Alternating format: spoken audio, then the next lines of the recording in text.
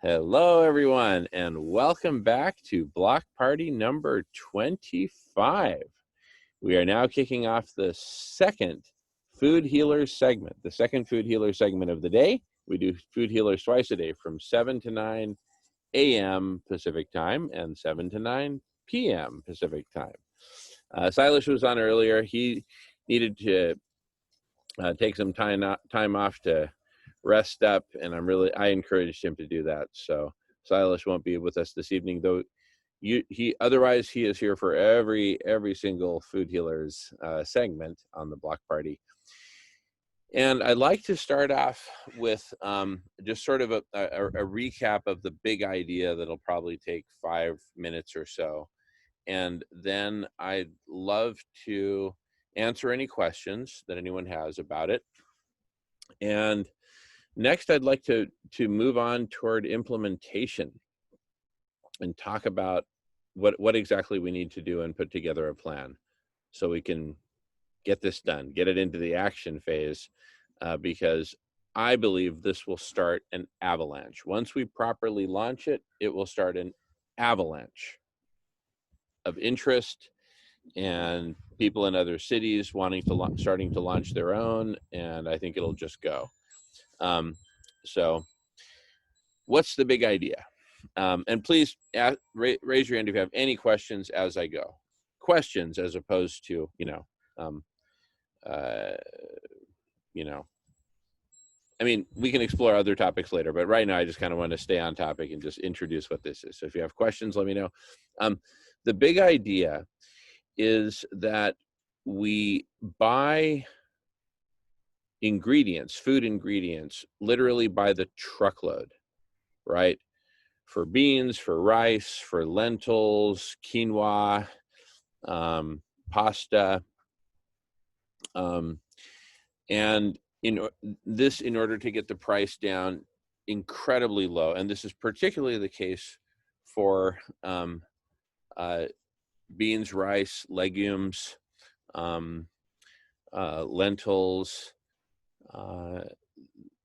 potatoes, things that just don't require any processing at all. Like pasta that requires processing, that's a manufactured product, so it's going to be more expensive per unit. But the grains and the legumes, we just get them in their bulk form straight from the farm, and it's incredible how inexpensive it is when you buy it by the truckload. For lentils, we're looking at like 6.5 cents a pound for dried lentils. Just incredibly inexpensive. So apply that logic all across the board, and the stew, where we're really not skimping on ingredients or quality or anything like that, but just by the very nature of buying in such large volumes, our prices will be way down to the point that the stew will end up costing on the order of pennies per pound of finished stew. And we're talking a thick, hearty stew that's nutritionally totally complete. And we'll get Rowan and others in on the process of, working up the exact ingredients and everything down to the herbs and seasoning and everything. And we're going to deliver that stew in bulk trucks, like 5-ton, 10-ton bulk trucks. The stew will be loaded, literally piped into the truck as a fluid, right, as a slurry, cold, very, very cold, almost freezing, but not freezing, because we want it in liquid form to be able to make it flow and be able to dispense it, etc. And then we drive these bulk trucks out to the neighborhoods, all the neighborhoods, the far reaches, to small towns, to you name it. We take these trucks everywhere to deliver the stew. And we dispense it essentially with a nozzle, right? A spigot. It'll be thick, it'll be food grade and all that. And the idea is people will go to the neighborhoods right in front of people's homes, and they'll come out with their pots, with their pans, with their buckets, with whatever. We'll open it up and fill it up with stew. It's cold. They'll take it inside, heat it up, and eat it. Feed the whole family, right? And what about the place where people are living without homes, in tents, etc., we'll take the stew out there and do exactly the same thing. What if they don't have something to heat it up with? You can eat it cold, no problem. All right. Better to heat it, but anyway. And then on top of that, that's kind of the main staple is the stew. But we can also mass produce bread in individual loaves, you know, kind of these small loaves, kind of one per person kind of thing, and just crank those out like they do in Mexico City, where they end up costing about 1 penny per, you know, little loaf, right? Incredibly efficient. And then finally, we want to do something, you know, with smoothies, juice, something so that we get the nice green leafy vegetables, but in a way that we can also dispense very easily. And with what Rohan said, I'm kind of thinking we might want to go with the option of actually blending right there on the back of the truck, so to speak, so that it'll be fresh and we can dispense it fresh. But anyway, we'll work on all that. Those are details. The main headline is we will be able to deliver food to every home, literally every home and every street. I mean, it'll take a lot of trucks and a lot of driving and all that, but we will get the food out there. And it'll be incredibly efficient, incredibly low cost. Because it is so low cost, and the second half is under the banner donut economics, because the inspiration for this came from the story of an entrepreneur in San Francisco, downtown San Francisco, who brought in a box of donuts to their workplace and put a jar there for people to contribute to the donut fund. Everyone came, took the donuts, dropped in change or dollar bills or whatever, depending on how happy and generous they were feeling. And the amount of money that they collected exceeded the cost of the donuts. So it was a profitable thing to do. And then she then took this to offices throughout downtown San Francisco and actually turned it into a business. So the lesson that we can apply to what we're doing with the stew and the bread and the smoothies is, because we're doing something that's so generous and so efficient that we're able to distribute to everyone, people will feel that generosity and they will be inspired to donate to us, to contribute to the cause. Rich, poor, middle class, everyone will love it, and everyone will at least have the idea of donating, all right? And so many will, that I think will actually more than cover our costs, and in fact give us capital with which to expand into new markets, right? And since we're ongoingly delivering food, people will be ongoingly grateful, and we'll get ongoing donations, and I think it'll spread worldwide. And I think this will be the single biggest transformation, the single biggest positive transformation in the history of the world since I can't remember when. Seriously, can you think of a better positive transformation than feeding everyone nutritious plant-based foods all over the world? Come on. This is it. And it's going to be an avalanche. Once we start it in one city, we launch it with a press conference, with much fanfare, with music, with branding, with just like, we throw everything at it and we say, it's time. Humanity, it's time to feed all of our sisters and brothers without exception. To not feed everybody is simply not an option, right? We cannot afford to let the world go Mad Max. We won't be able to accomplish much of anything if everyone's just fearfully trying to steal from their neighbors and kill their neighbors. I mean, come on.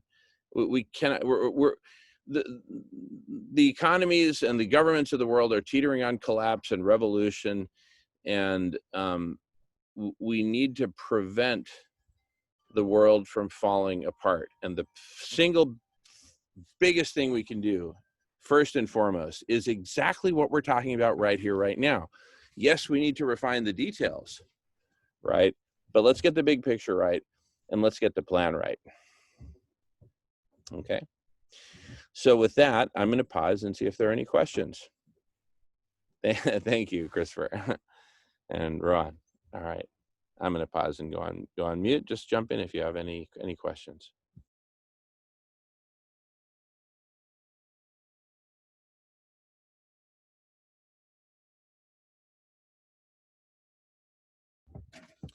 All right, I don't see any questions at the moment. Let me check the chat. Okay, great. Thanks, Ron, for those authors. So here's what I propose in terms of how we can start. I have just one big question around implementing this and getting it started, or actually two big questions.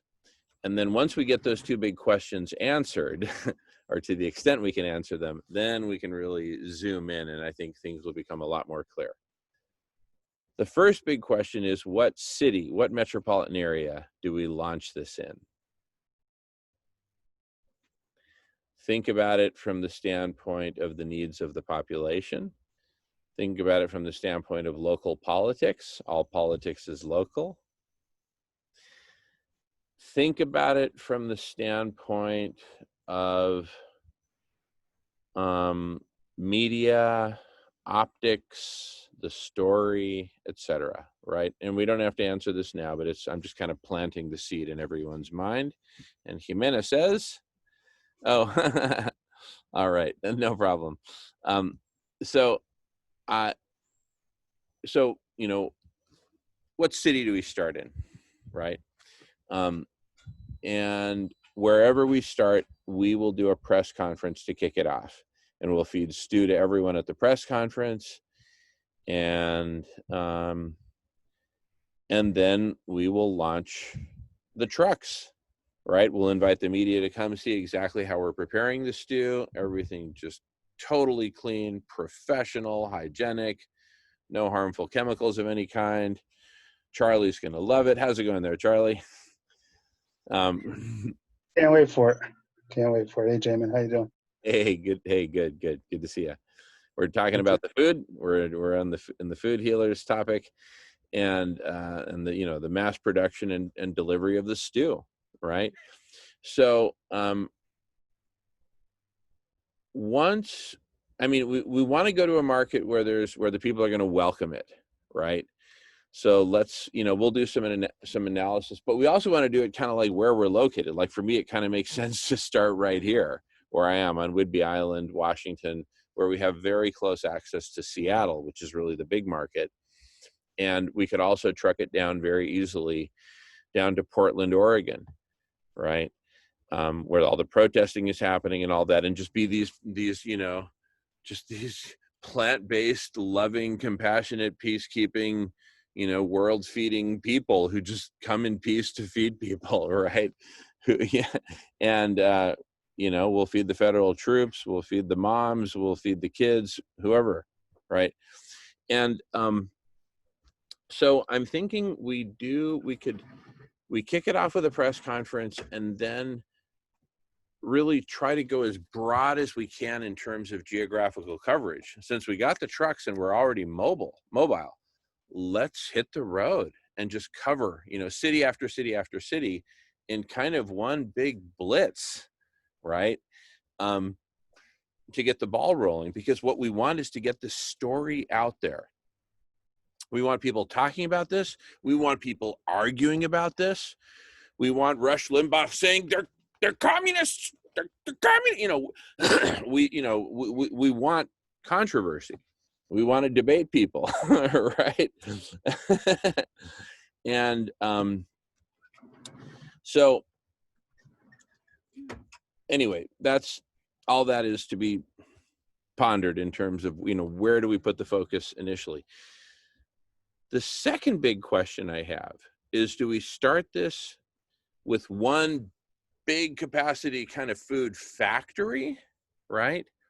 Or do we get several churches working on this in parallel with different recipes, right?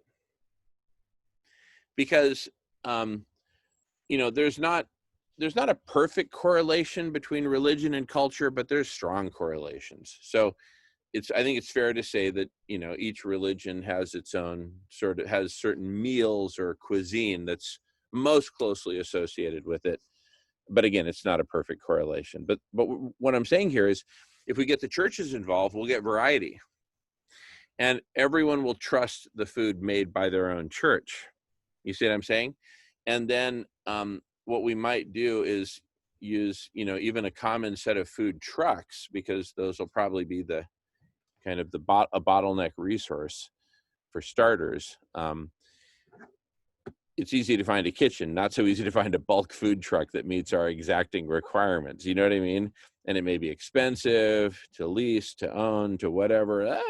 But anyway, so even if we have multiple churches working on this, or multiple different, they could be restaurants, they could be churches, they could be whatever. It could be a restaurant that closed because of the pandemic, and we give them a chance to reopen, right? To do this.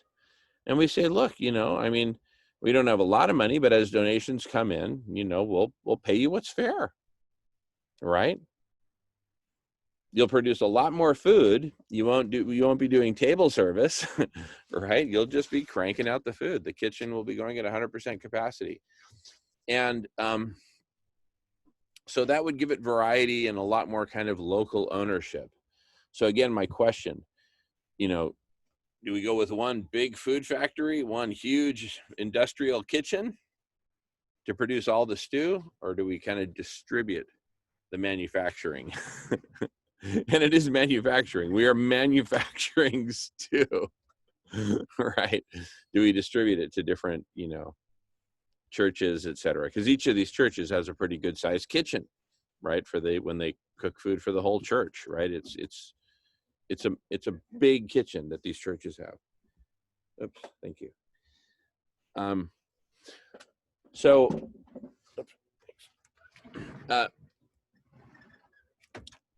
So those are really the two questions that, are kind of lingering in terms of visualizing, where and how do we start, right? But what's very clear in my mind is wherever and however we start, the striking of the match that sets this thing ablaze will be the press conference. That's the moment where we get everyone's attention.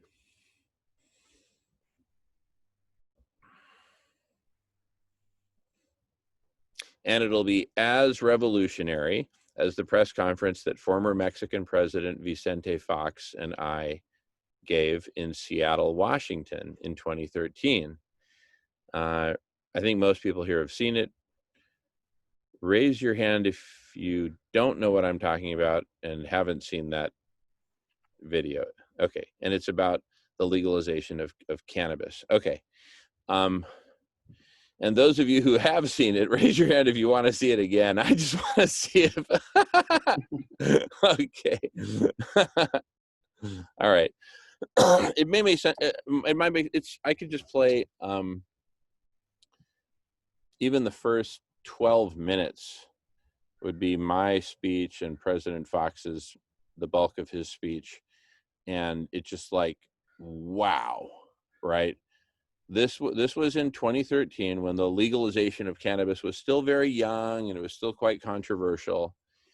And we just set it on fire. We set the conversation on fire with that press conference. And that's exactly what we want to do here. So let me get it teed up here. Give me a moment, please. And Jamin, while you're queuing that up, one thought that comes to mind. Yeah, please. It's like putting together, I hate to sound so corporate, but something like a mission, vision, and ambition statement, right? Something that's like succinct though, like, 15 words or less for each, right? Feed the world, end poverty, or whatever it may be, right? But, it's something that we might want to think about. Totally. Yeah. I mean, the single biggest headline that I can think of is just feed everyone. We're here to feed everyone, or feed the world. And, as you, beyond the headline, the elements of the story they are basically creating the Standard Oil of food, right? What John D. Rockefeller did to oil, we're going to do to food. Right. We're going to mass produce it in a form that's ready to eat, with zero packaging, zero waste, fresh, straight, delivered right to your doorstep. You know, what is this? Some expensive Uber Eats? No, it's free. It's just, I mean, totally revolutionary. And we'll share all the information. There's nothing hidden. It's open source, you know, mass production of food. Food on tap. You want a meme? How about food on tap? Jackie sister, when you can, give me 2 thumbs up if you've been tracking everything, and 2 thumbs down if you haven't been. Okay. We're talking about mass producing food, buying the inputs by the truckload, which brings the costs down so low, it's mind-boggling. So a 40-ton, if we buy, Silas did the research into this. If we buy a 40-ton truckload of dried lentils, for example, the cost per pound works out to 6.5 cents a pound for dried lentils. Cook that up, and it's going to be 6.5 pounds of cooked lentils. Do the math. That means the cooked lentils, we can serve it up for 1 penny per pound. 1 penny for a hot bowl of lentils. And we're letting the world die of hunger. This is insanity. But instead of just pure lentils, it's going to be a stew with balanced nutrition, right? Throw in potatoes, corn, carrots, onions, whole grain rice, quinoa, pasta. I mean, boom, boom, boom, boom, boom. Tomatoes. It's going to be delicious, nutritious with herbs. Rowan himself, we're not going to deliver that stew until Rowan says, this is my stew. Until Rowan says, this is my stew, we will serve no stew. Until Rowan says, ooh. We will serve no stew until Rowan says, ooh. Now this, I can sink my teeth into, says Rowan. I know Rowan's super cool. That's why I'm working with you, Rowan. So I trust you're cool with it and that you'll jump in when you feel like it. So that's what I'm talking about. So listen, if we can deliver the stew, so we're going to mass produce it by the ton. We're going to load up these bulk trucks, like 5-ton, 10-ton bulk trucks, okay? And we're going to take those out to the neighborhoods. Imagine pulling up one of those trucks in front of the projects in New York, right? Stew for everyone. Bring your pots, bring your pans, bring your buckets. We open up the tap and the stew comes out, right? If you look under the hood, we're going to have like this big food grade corkscrew that's going to be pushing it through because it's not water, it's thick stew. So we need to give it some pressure, but that's mechanical engineering under the hood. Don't worry about it. It's safe and it works. Okay. So a woman comes out with a giant pot with her eldest son helping her carry it and says, I got 10 kids. No problem, man. We'll fill it up. It's free food for everyone, as much as you want, as much as you need, right? What are they going to do? Steal a bunch of it and try to go sell it around the corner? The truck's going to go around the corner and deliver it there for free too. So there's no aftermarket for this stuff. Take what you need and eat it for free. It's that simple. So if we can get it down to a nickel a pound, and it's not that we're trying to cut costs, this is the nature of buying in 40 tons at a time, right? You take the whole capitalist experience out of it. All the middlemen, all the packaging, all the branding, all the BS, all the this, that, the other, out of there, gone, forget it. You take the profit motive out. You go straight to the farm, load me up with 40 tons. Here's your money. The price just collapses.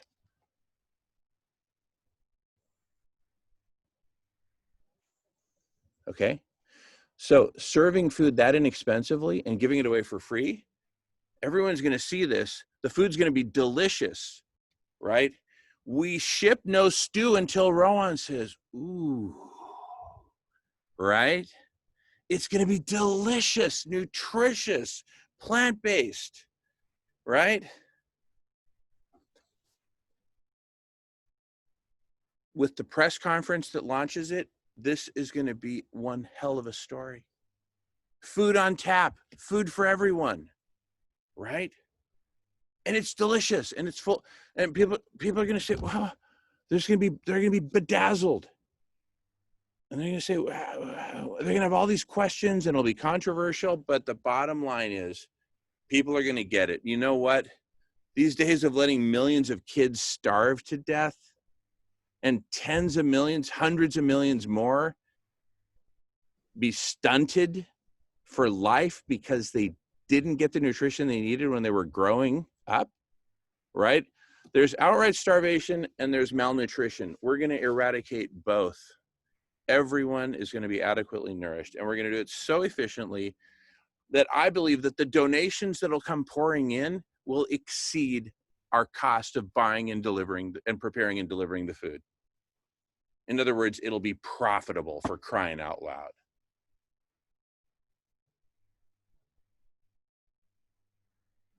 So governments, philanthropists, Bill Gates himself, who I brought a similar idea 2 years ago and he wasn't interested. It was actually a whole different cut, but it was fundamentally about ending hunger. He was not interested. None of these people will have a single excuse anymore, because the prevailing wisdom is that we have starvation because not enough people donate money, right? Well, we don't have efficient ways of doing it. Starting in the United States, where we can really bulk up on money. If you do the math, let's say we're providing 1 million meals a day in New York City at 5 cents a meal, okay? For the stew, just the stew alone. We also want to add on bread and smoothie, call it 10 cents a meal, all right? Okay? 10 cents a meal all in, okay? 10 cents for a complete meal for 1 million people works out to $100,000 per day. To feed the hungry of New York, to feed all the food insecure of New York, we can do that for $100,000 a day. A successful trader in Manhattan makes $100,000 a day. One person.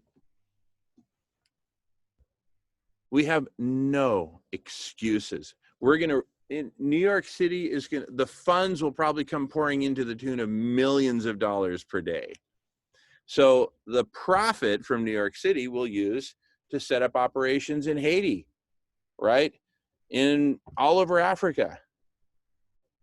It doesn't cost that much money to feed people, to feed millions of people, if you do it with these levels of efficiency. The world's going to fall in love with the story. Okay, so it's the story, it's the press conference.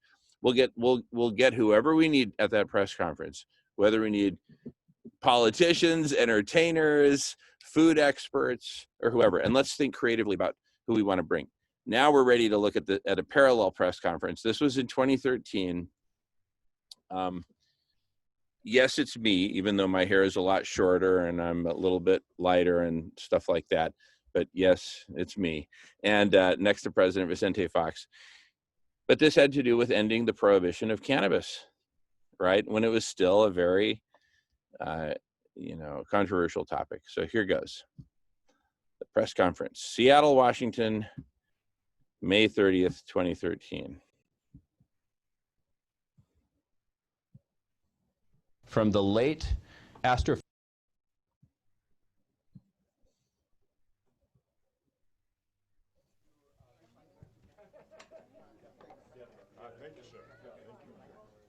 Okay. All right. Welcome, everyone. Thank you all for being here. Before I introduce our distinguished guests, I would like to begin with a quote from the late astrophysicist Carl Sagan. "The illegality of cannabis is outrageous, an impediment to full utilization of a plant which helps produce the serenity and insight, sensitivity and fellowship so desperately needed in this increasingly mad and dangerous world." Carl Sagan. But by making cannabis illegal, we have instead turned it into a tool for violence, exploited by criminals and organized crime, spanning many countries. Ladies and gentlemen, this is a unique moment in history. The Berlin Wall of the prohibition of cannabis is weak, and it is crumbling as we speak. And just as happened in Berlin in 1989, the old guards who used to protect the wall of cannabis prohibition are laying down their weapons and walking away.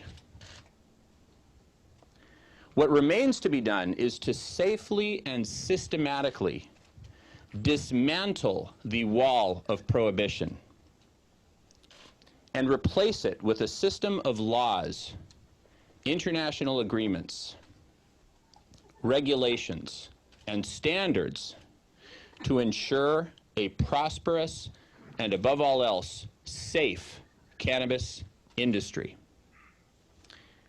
We are moving forward. The states of Washington and Colorado are leading the way. We have waited long enough for some sort of a green light from Washington, D.C., telling us that it is okay to proceed.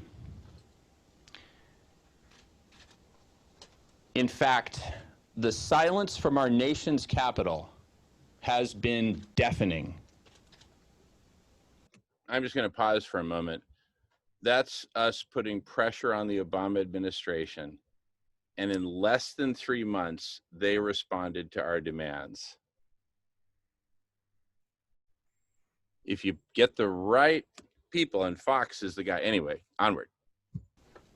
We are moving forward with our plans to build a national and eventually international network of cannabis businesses spanning the production, processing, distribution, and retail of cannabis and cannabis-based products.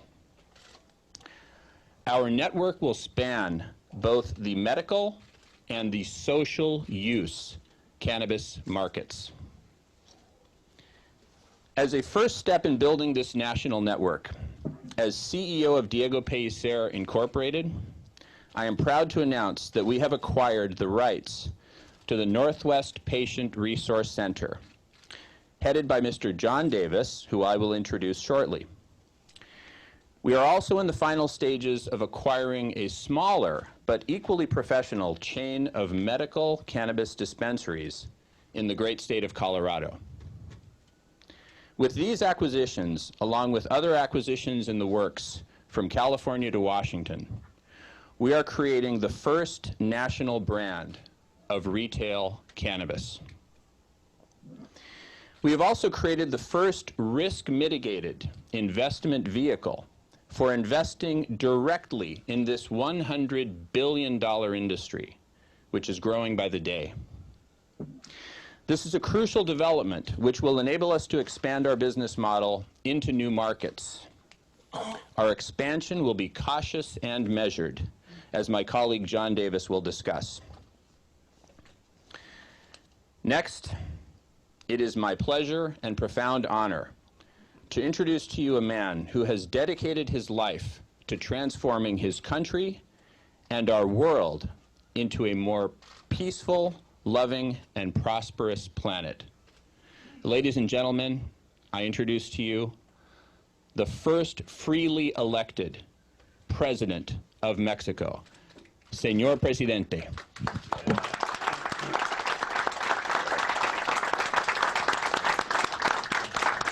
Congratulations for that position. This state of Washington, has decided to lead a new path, a path to change the paradigm by legalizing medical and social use of cannabis.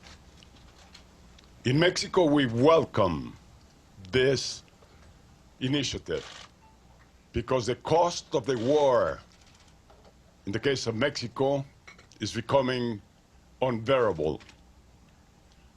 Too high for Mexico, Latin America, and the rest of the world. The impact in the economy, on income, on tourism investment, loss of talent, and above all, loss of hope, and 80,000 kids dead in the last 6 years. All this because our neighbor to the north represents such a gigantic consumer market. We must get out of this trap, and here is the opportunity. Now this group here is moving accordingly from words into plans, and from plans into action, and the action in the arena. To play the real game, this group must understand the need to make good, safe, and legal use of these new laws for the benefit of the people and the common good. I am here convinced of the need for change and the search for new avenues in this difficult and unresolved issue. I am here to witness a paradigmatic change. I have too many questions about the implementation of these new laws and regulations and how it will impact our countries and communities. This is an issue of strategic interest and concern around the world. This historic step today is to be observed and evaluated closely by all of us because it is a game changer. Fox Center is an acting think tank, but also an action think tank. That is why we are here. A new culture will be emerging. New paradigm is arising, moving from criminalization to public health policies, separating health from violence and crime. Everybody should be attentive to ensure a positive, peaceful, and constructive transition to a new paradigm. This group of leaders here, government as well as lawmakers, have great responsibility upon their shoulders. They're making history, but they have to take this historic step to a safe port. The path is not easy. First and above all, the task is full compliance with the law, elimination of violence and crime, good responsible use of freedom, intense education programs and information, intense prevention practices, and the best possible benefits to the community within a solid foundation of morality, ethics, and values. To be successful is needed, number one, intense citizen, family, and community involvement. Number two, intense regulation on production, distribution, dealers, retailers, advertising, warnings, media behavior, quality controls, places to consume, ages to consume, prescriptions. Ensure at the same time integrity of all the players in the whole chain. Intense taxation to keep prices up and bring revenue to governments, to educate, to prevent, to inform. Intense information, intense education, intense prevention, intense third parties protection, intense responsible use of choice and freedom. Gains on this game: one, reduce and hopefully suspend income to organized crime and violence support. Intense increase in government's capacity to do the job. This will stop blood loss of youth like we have suffered in Mexico, and it's spreading out through Latin America. We all understand that we human beings perform best in scenarios of peace and harmony. A new, responsible society will bring this peace and harmony. About the losses? Anyway, that's there is the heart of it. And but you see, here is a world leader ringing in a new era of change, a radical change that will have all these incredible impacts, right? And so President Fox was sitting to my right. The gentleman sitting to my left, John Davis, my colleague, he is a drug policy expert and very well connected. All right, Jimena, great to see you. And we'll see you next time. We'll see you either later or next time.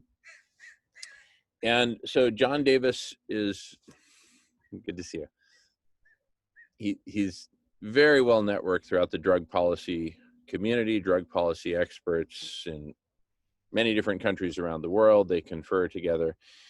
So after this press conference, he checked in with the drug policy experts around the world to get their reaction. And I said, what was their reaction? He said, here was their reaction.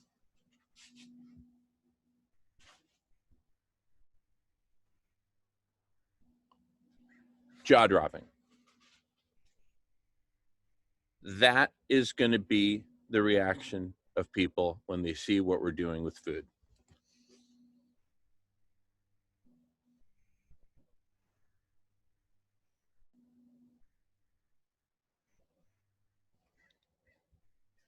People are going to be shocked.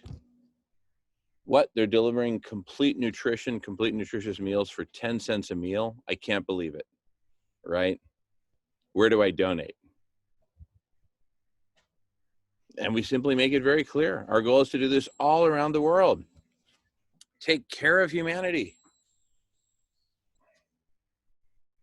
Can you imagine what it would be like to wake up in a world where everyone is well nourished, 100% plant-based? Can you see it? We need to be able to see it. We need to be able to believe it.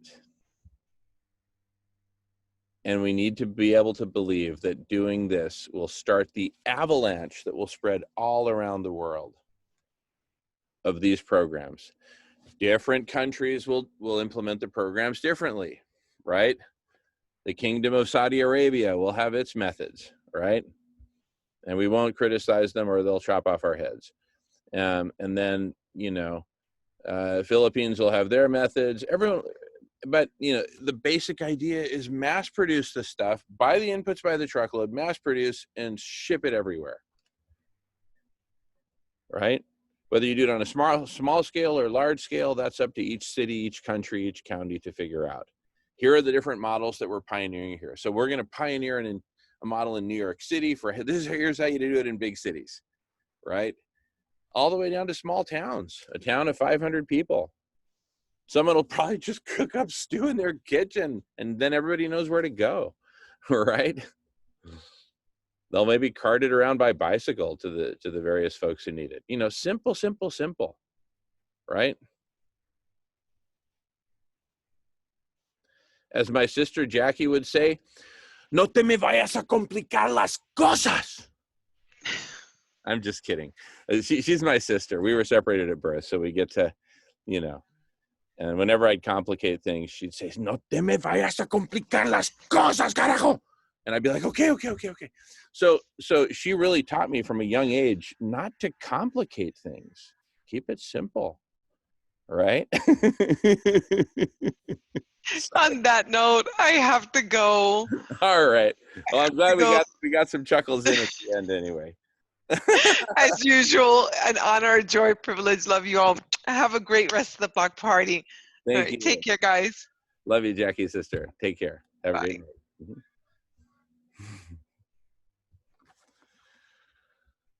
Mhm. Well, I'm glad we got her laughing anyway before she departed. So, you know, that's it. That's the big plan. Kick it off with a big press conference and change the world overnight. And what do we tell people to do? There's one action item. Come here. Come to the conversation. We'll get you sorted out here and you'll help us get sorted out. All right here. Right?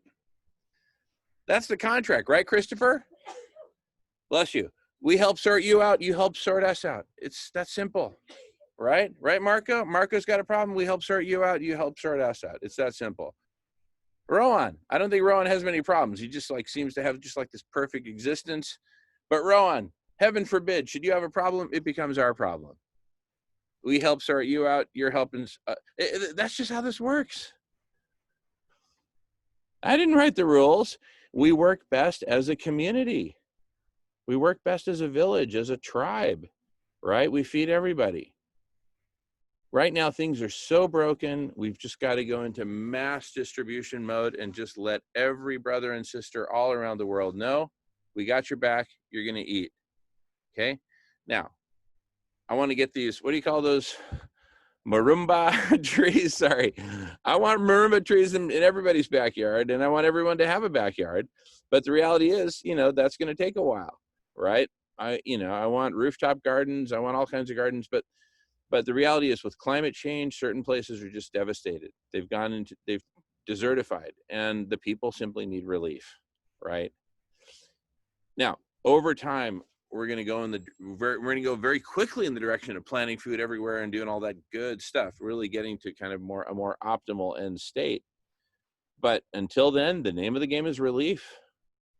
People need relief, right? And so we're going to give them relief. And in the process, we're going to get the attention of the world. Everyone's going to come here. So what is this room? This room, I like to think of it as the campfire. This is just like the central campfire. Is everything that's happening in the village happening around the campfire? Of course not, right? I should hope not, right? But this is where you come. You know, if you've been out for a couple days hiking, you come back, you've collected some nuts and berries, you come to the campfire first and you check in. Hey, Jamin's back. Okay, great. You know, food for all, right?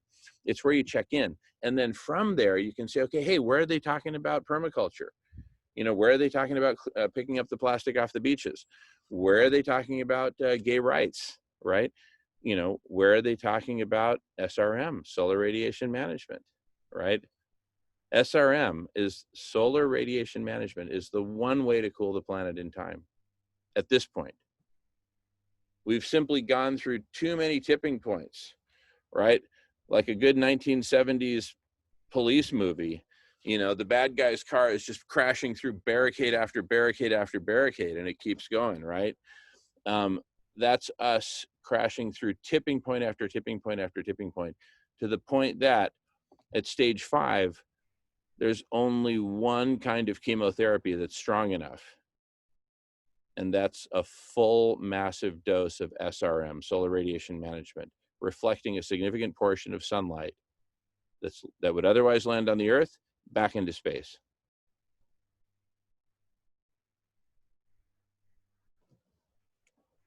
If you do the physics, if you do the math, that's just where we're at. Exponential planetary overheating is happening, and we are rapidly rounding the knee of the exponential and headed towards vertical. At last count, Professor Guy McPherson has cataloged 67 self-reinforcing feedback loops, like the melting of Arctic sea ice and the consequent loss of reflectivity. Right?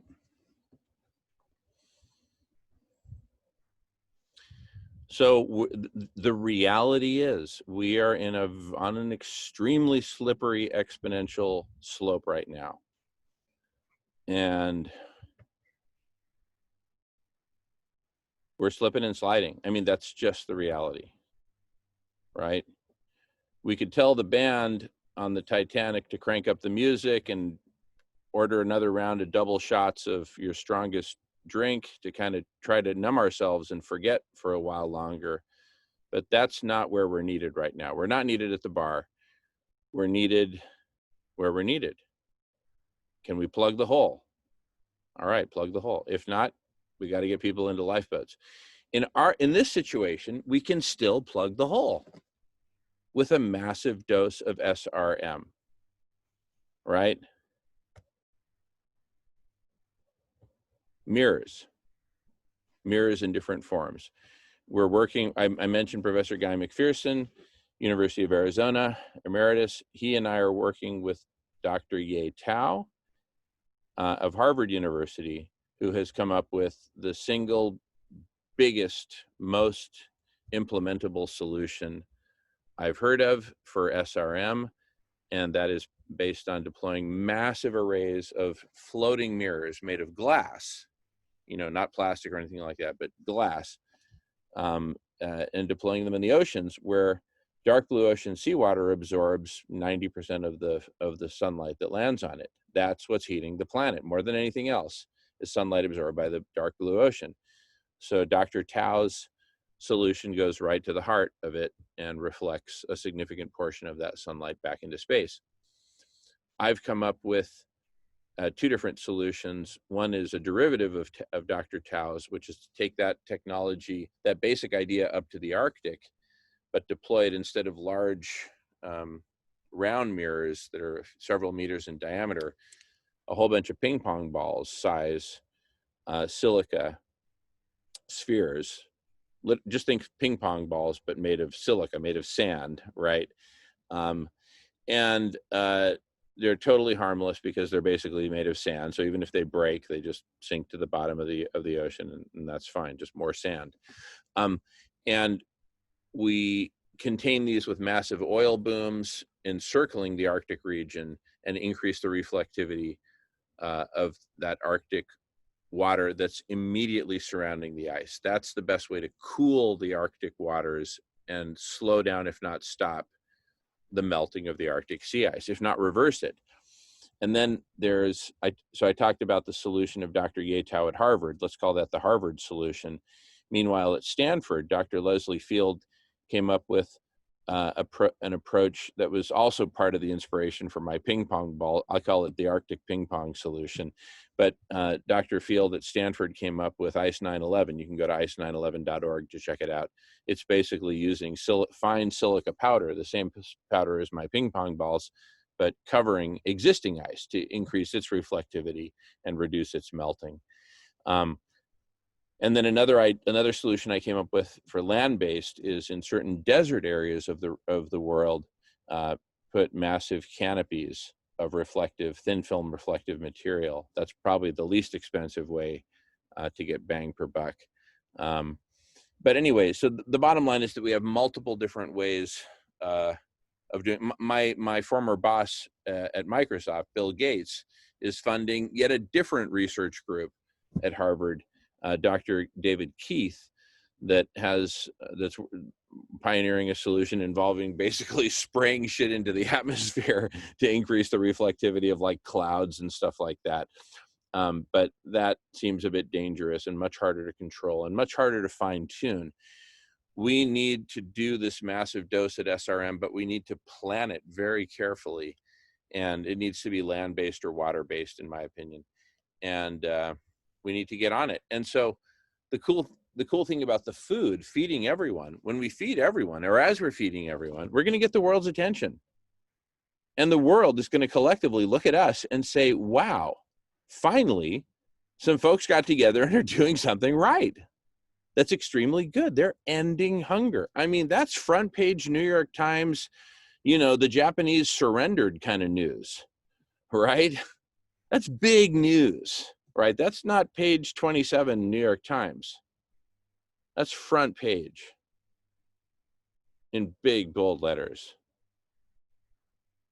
The end of hunger, the end of starvation, the end of malnutrition. Everybody eats, complete nutrition. Revolutionary. Once we've got the world's attention and, quite frankly, political capital, at a planetary scale, I can't think of a time when more political capital was amassed at a planetary scale other than perhaps World War II, right? The Americans amassed quite a bit of political capital in World War II. This would probably exceed that because this will feed everyone. It guarantees food for everyone, right?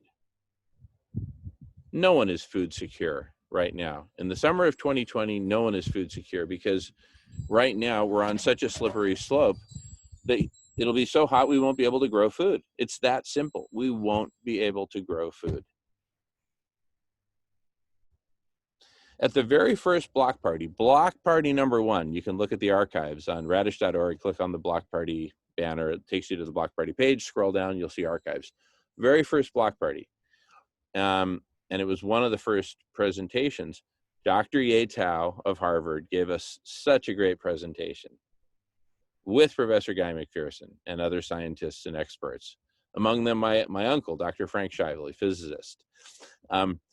And we went into great detail. So if you want to get caught up on SRM and the basics, go to block party number 1. Well worth checking out. And one of the things that's amazing, even though this is the one thing we can do to save ourselves as a planet, to save life on Earth, hardly anyone knows about it. Hardly anyone knows about it. Bill Gates is funding it. Why isn't he talking about it?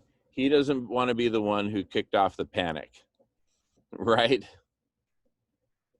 So many of these folks, even scientists, don't want to kick off a panic, right? They're afraid they'd get outed or ostracized or fired or who knows what, right? It's time to stare, it's time to stare our mother-in-law in the face and say, all right, we're here to deal, right? Let's deal, right? I love you and let's deal. But it's time to deal.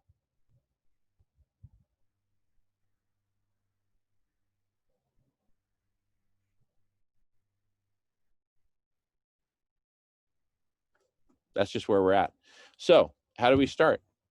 Feeding everyone and then dialing it back to the press conference. Does anyone have any questions about the press conference with President Vicente Fox in 2013?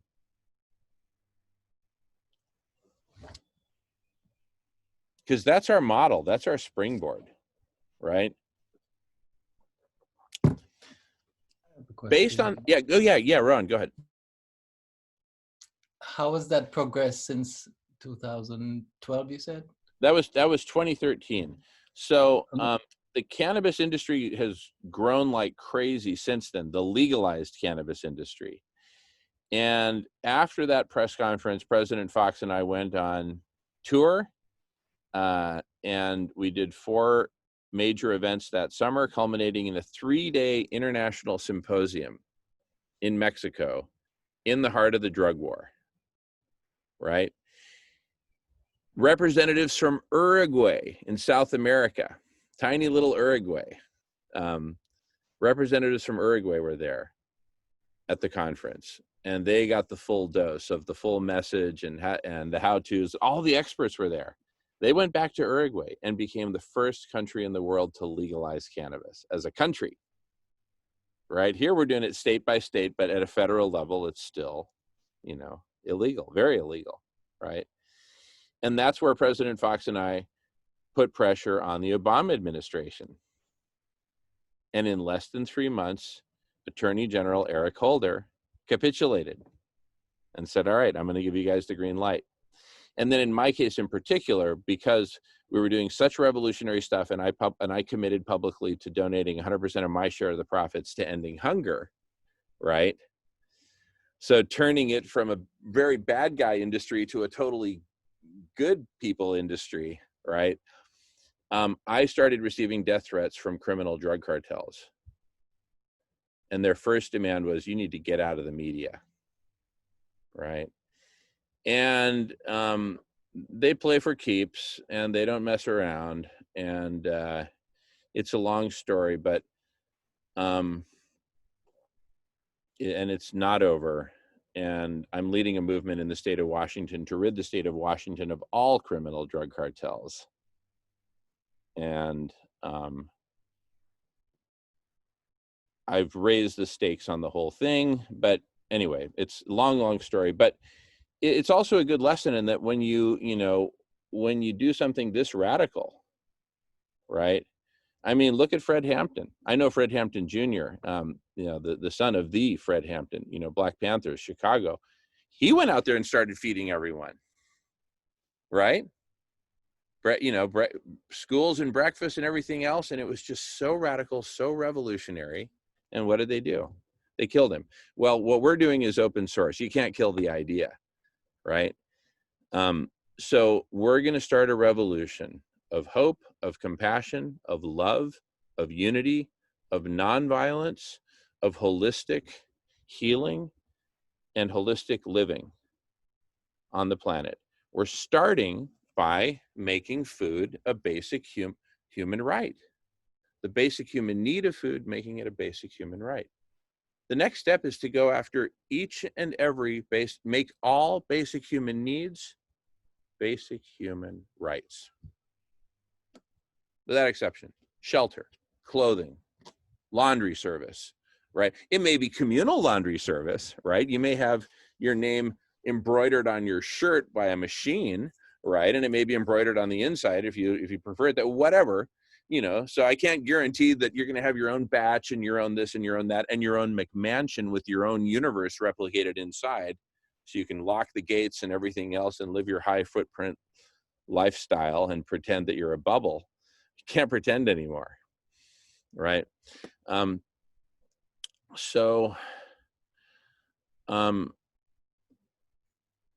We guarantee all the needs met: complete nutrition, safe, comfortable, quiet sleeping, not next to some highway, not where, horns are honking, right?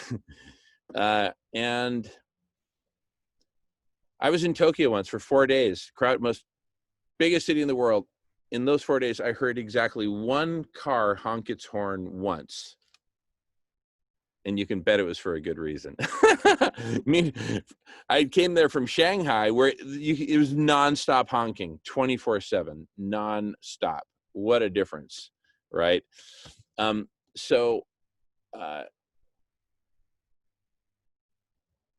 This is the beginning of a radical transformation in all aspects of life on Earth. Because if we can do it for food, we can do it for shelter, we can do it for healthcare, we can do it for democracy itself, direct democracy, direct voting. Why not? We've been dreaming of it for eons. Now we got the cell phones to do it, right?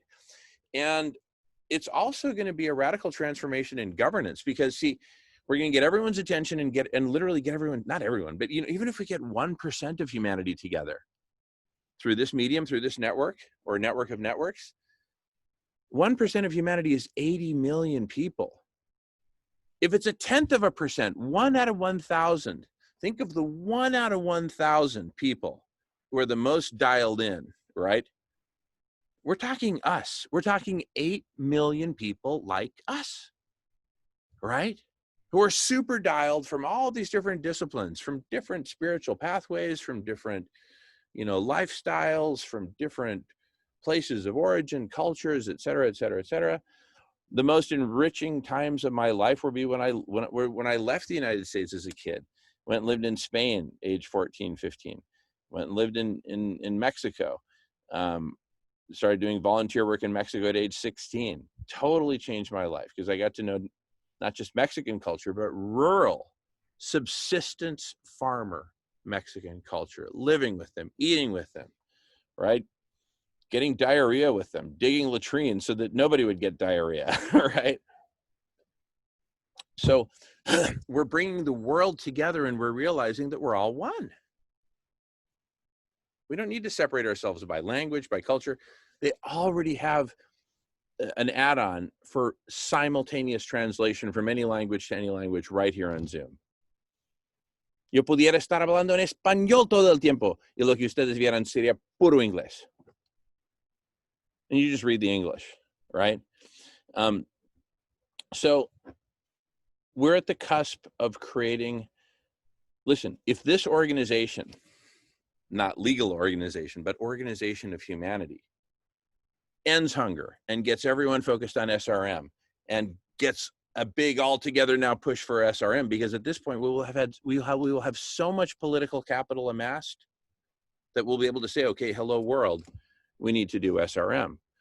John F. Kennedy, 1960, whatever, man on the moon speech, we will have the political capital to say SRM on Earth speech. Cool the planet, refreeze the Arctic, save life on Earth. And then we'll go do that. So we become the people who brought you the end of hunger, the cooling of the planet, and then immediately dozens, hundreds, thousands of other projects all over the world, because we're then this thriving network of millions of super dialed in people. And then, just like Facebook, they started off in prestigious Ivy League universities. And by the time, the word had spread among the Ivy Leagues, everyone else wanted in, right? So, we're starting with the Rohans of the world, right? Everyone's going to want in on this party. Come on, right?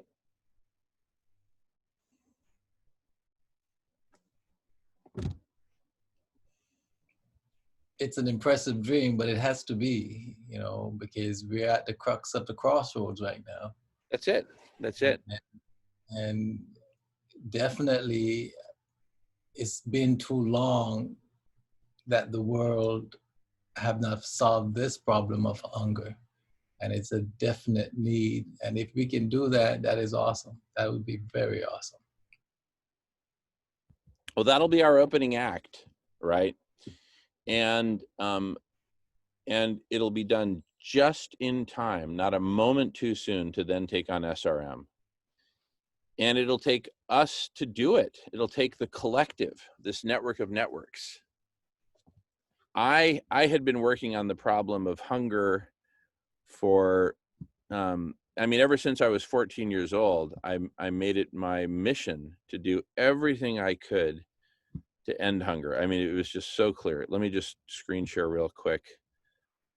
This is our first community cafe that we started in 2015, December 2015, where we fed the whole community of Rosamond, California, a relatively poor community in the Mojave Desert, Southern California. And it was so wonderful. Just look at everyone's smiles. Look at their faces, right? People love to feed people. It's really simple. And everyone here came and volunteered, right?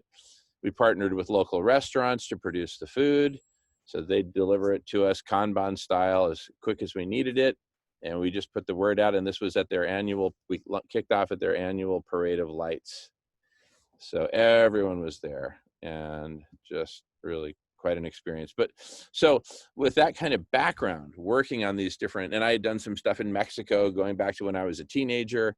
And so the bottom line is, a bunch of us have been thinking about this for a long, long time, right? All of us in our hearts want everyone to be fed. And so we think about it. Well, now we have the place to come together, Food Healers, right?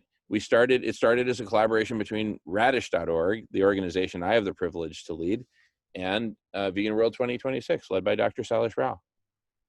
We got together, started working on it, kicking around ideas.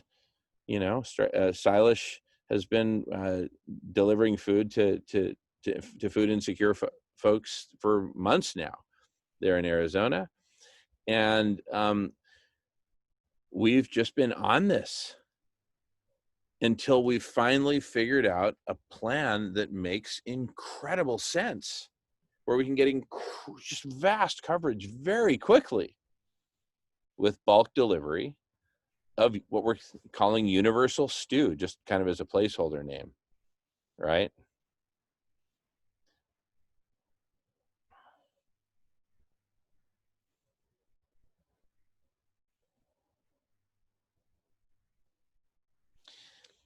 I see this as just this new explosive industry, because especially now, see, back in 2015, we were just thinking community cafes and everyone comes to the community cafe and we serve you there and, you know, et cetera.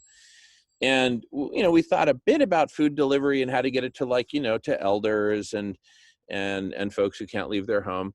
And, but we mostly figured, you know, the community would just bring it back from the community cafe and they'd take care of it themselves. But now with COVID, the imperative is bring food to people's homes, just like they did in China, right? Bring food to people's homes so that they don't have to leave, so we can finally get this dang pandemic under control, right? And nourish everyone. See, people are starting to go hungry. People are going hungry. There's no work. There's no flow of money. And, you know, people are devastated. This is the right solution at exactly the right time. And the world is hungry for a positive story, a feel-good story. And that is this: ending hunger. Food on tap. Food on tap. Whoa! You know, and we'll work really hard so that that experience and that visual is just beautiful. You know what I mean? I don't care if we have to invest $500 of hardware just for the nozzle, right? That's the money shot, right? No mess, super clean, beautiful backdrop, whatever it takes. Stainless steel, polished steel, whatever it takes, right? Make it beautiful, right? That's our money shot. Food on tap. Psh, we're making food abundant. We're making food abundant. You know, everybody knows that plenty of food is grown. Well, it's time for us to distribute it. That's all we're doing. We're buying it by the truckload straight from the farms. We're processing it into thousands of tons, into megatons of stew, right? And we're delivering it to everyone, along with hot bread, you know, hot bread. Cold stew, hot bread. We deliver it cold so that it'll, you know, so that it'll keep, right? Then you heat it up at home. That's not too much to ask. And in a pinch, you eat it cold. Who cares, right? Food is food, right?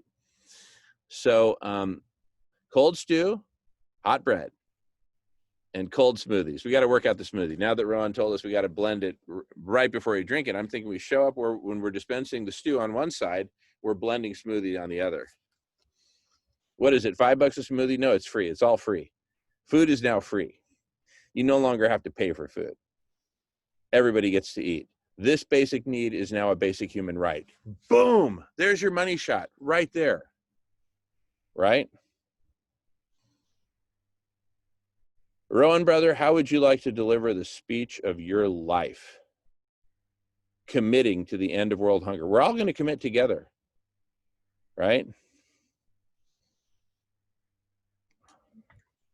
I've oftentimes wondered if I would ever live to see some of these things in my lifetime happen. And if we can accomplish that, I'd love to make that speech. All right. I've always thought I may not see a change in my lifetime. I've always thought it may take several hundred years for us to get to where we need to go. But if we can do it in my lifetime, I'd rejoice. Yeah.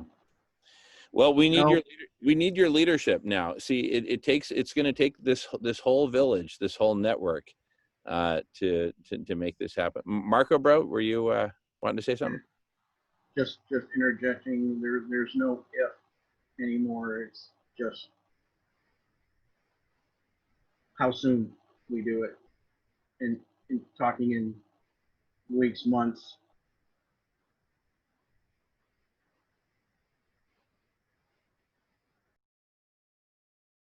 And listen, if you do the math, right? Take New York City. Let's say we're going to be feeding on a daily basis 2 million people out of the 12 million in New York.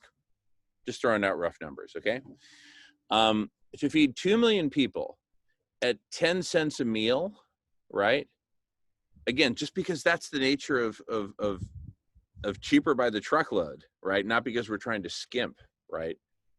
Pure whole ingredients all the way. 10 cents a meal. 10 cents a meal times 2 million people is $200,000 per day. When we launch this on day one in New York City, people are going to be writing checks to the tune of millions of dollars. it's going to be fashionable for high society Manhattan to cut us checks in the tune of millions of dollars each. And we'll have tens of millions in the bank, and we won't be able to spend it fast enough in New York. So what do we do with the surplus? We take it to Haiti, and we invest everything in Haiti that's needed, and boom, full shiploads of whether it's quinoa, lentils, beans, rice, whatever, right? Whole grain rice, we ship it, right? And we just mass distribute and mass produce and mass deliver food. The world will just be blown away. You mean we don't have to beg anymore? You mean we don't have to prostitute anymore? You mean we don't have to work in these nauseous, toxic coal mines anymore? No. Just chill out. We'll bring you the food. You've earned this. It's how we used to do it before this massively long stretch of 10,000 years of solitude since the agricultural revolution. 10,000 years is quite long enough. Thank you very much. We're going back to how we did it before, where everybody is taken care of, and we do this together. We just realize we are one big global village, and we need to treat each other as such. So, with food, shelter, healthcare, all the basics and beyond, libraries, internet access, sports, recreation, arts, camping trips, hikes, right? If it's cheaper by the truckload for food, it's cheaper by the busload for humans. Take the kids on a hike, right? We'll pack plenty of stew. That's now free, right? Boop. Suddenly the cost of the trip went down. Take food off the table, and wow, okay? Once we're taking care of all human needs in these very efficient ways, that's humanity metaphorically putting on its own oxygen mask before turning to its mother Earth, sitting in the seat next to it and saying, all right, Mom, hold still. Let me get this SRM oxygen mask in place for you.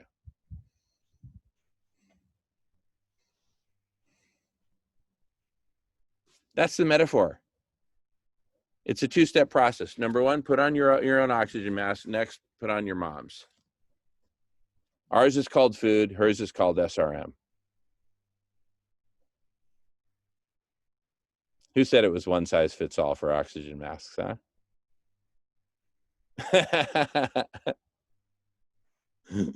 Different masks for different creatures, right? And then away we go. Yeah. Yes, that's a pretty big mask. That's a big one. But big problems call for big solutions.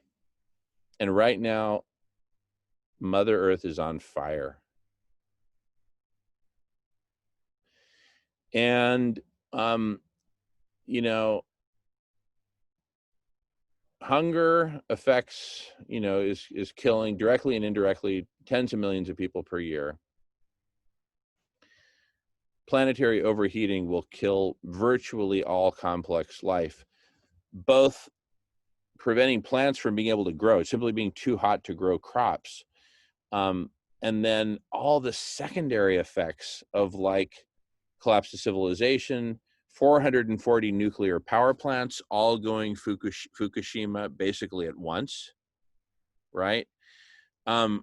Releasing so much ionizing radiation that it literally threatens to fry the atmosphere, and Mother Earth could become a hot rock like Mercury, right? I mean, the downside is really, really low, right? It's almost a bottomless pit of downside into hell. Pardon that, if we don't take responsibility, well, guess what? We're taking responsibility. And it's a two-phase process. The first phase, look, once the word is out that we're ending hunger, and people see Rowan's speech, where he's just like today, totally chill, totally calm, composed, right? He's not conflicted. He speaks the truth. And that's the kind of leadership people need to see right now. They need to see Rowan style, the leadership that'll make them just like sit down, calm down, and listen, right? Between Rowan, Dr. Silas Rao, right, Melvin, our elders need to step forward, our appropriately qualified elders like Rowan, Silas, Melvin. Melvin, brother, I hope you can hear us, and I'm sure you'll chime in when you can. The world will say, all right, I'm going to sit down and listen to this. And we'll say, we got good news. We're feeding everyone. Well, how are you going to do that? Food on tap. Where's the food coming from? Plants. Lots of plants. So many we need full truckloads to supply the factories, the industrial kitchens, right? Come, follow us. First, we're going to feed stew and hot bread and smoothies. Exactly what we're going to feed to everyone, that's exactly what we're going to feed to all the people in the press room, right?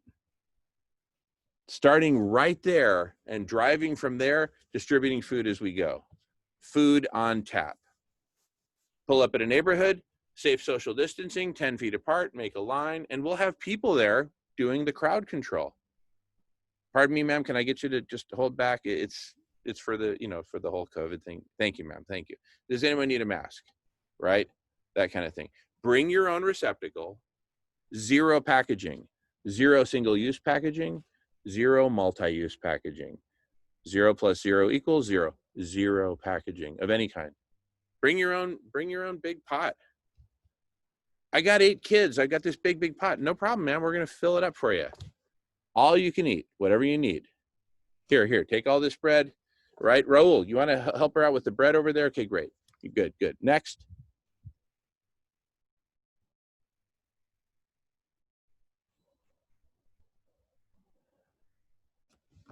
Look, I already know how people are going to react. We took the bold step of doing this in Rosamond, California. We said, we're just going to do it. We're going to feed everyone and it's free.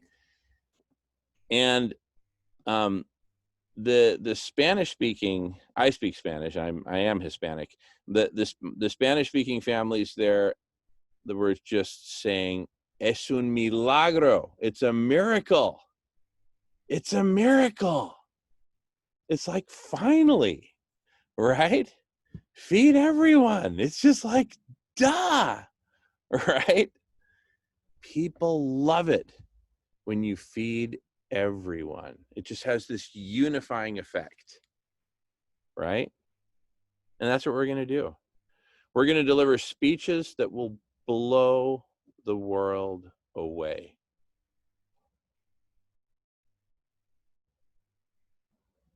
And say, this is how we're doing it. And Rowan, with your knowledge, oh my goodness, right? And,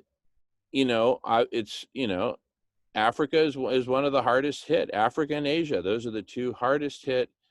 And so let's go to Africa together at the appropriate time and map it out, right? We'll have, geospatial detailed maps seeing exactly where the forests are, the savanna, everything else. All right, these trees in this forest, sustainably harvested, the leaves sustainably harvested, it becomes an edible living forest, right? Do it holistically, right? Here we're planting, urban gardens in Nairobi, right? Rooftop gardens, this and that, hydroponics, Somalia's hard hit, send out the trucks.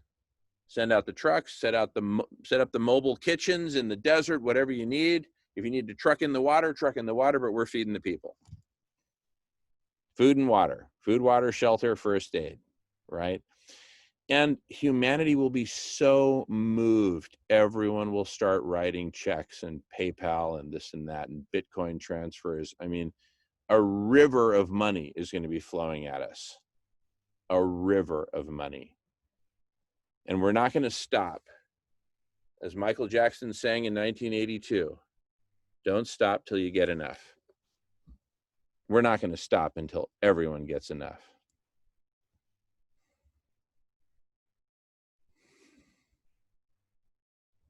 It's as simple as that. It's the feel-good story of the world. And it'll also be a signal to the world that this is the beginning of the end of the pandemic, and this is the beginning of the end of poverty and suffering and violence. If you're not hungry, it makes it a lot harder to go rob somebody at knife point with the story in your head that you're doing it to feed your kids. Because the food truck is feeding your kids. Right? Food on tap is feeding your kids. So don't give me that. Right? Well, I need medicine. Well, we're about to solve that one too. Once we've solved it all, it's just a paradise on earth. It's just a vegan Club Med for the rest of our lives.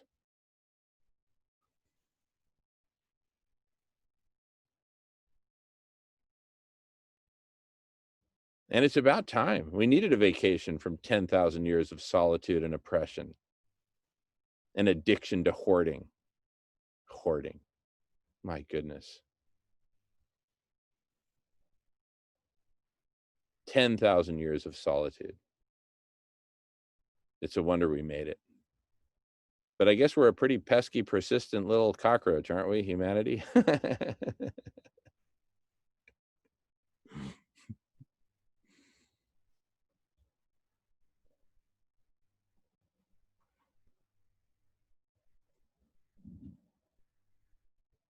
Wow. So here we are. And this is our moment. So, just to reiterate, the way I see it, where we need to focus, the big questions we need to answer at this point. Where are we going to launch it? Because we're going to launch it in exactly one city. The press conference that changed the world is going to happen exactly once. And that means in one place. Now, that actually brings us to an interesting question. We could actually do simultaneous launches in multiple cities. And let me tell you what makes me think we could do that. I've actually been wondering, see, if we're going to buy a full truckload of lentils, because we want to hit these price points. Steve Ballmer pounded into my head, know your numbers. I was at Microsoft. I was corporate strategy manager at Microsoft. That's part of why this press conference with President Fox was such a big deal, because they were calling me the Bill Gates of Bud, right? The Bill Gates of ganja. Anyway, so know your numbers. We're going to buy full truckloads so we can say, here are the invoices. Here's all the information. We've scanned it into PDFs. It's all up on the website. It's all up on WikiLeaks. Totally open source, do it yourself, right? If you're the mayor of Kansas City and you want to know exactly how we did it and who we bought from and for what price and everything, it's all right here, right? 10 cents a meal? Are you kidding me? So here's where I'm going with this. I think we figured out how to do this. This is so cool. Listen to this. So let's say we get that full 40-ton truckload of lentils from Canada. And I'm going to ask Christopher to inspect for us on site, make sure we're getting nothing but the goodness. So thanks, Christopher. All right. He's up in Canada. We buy the 40 tons. We drive it down the West Coast. Check this out. We drop a ton of lentils off in Bellingham, Washington, a ton off in Oak Harbor, a ton off in Everett, 2 tons off in Seattle, right? A ton in Olympia, a ton in Vancouver, 4 tons in Portland, right? A couple tons in Eugene. You get the pattern here, right? We distribute it, boom, boom, boom, boom, boom, boom, boom, a ton at a time across the major cities of the West Coast. We do the same thing with the 2 truckloads of whole grain rice that are coming right after that.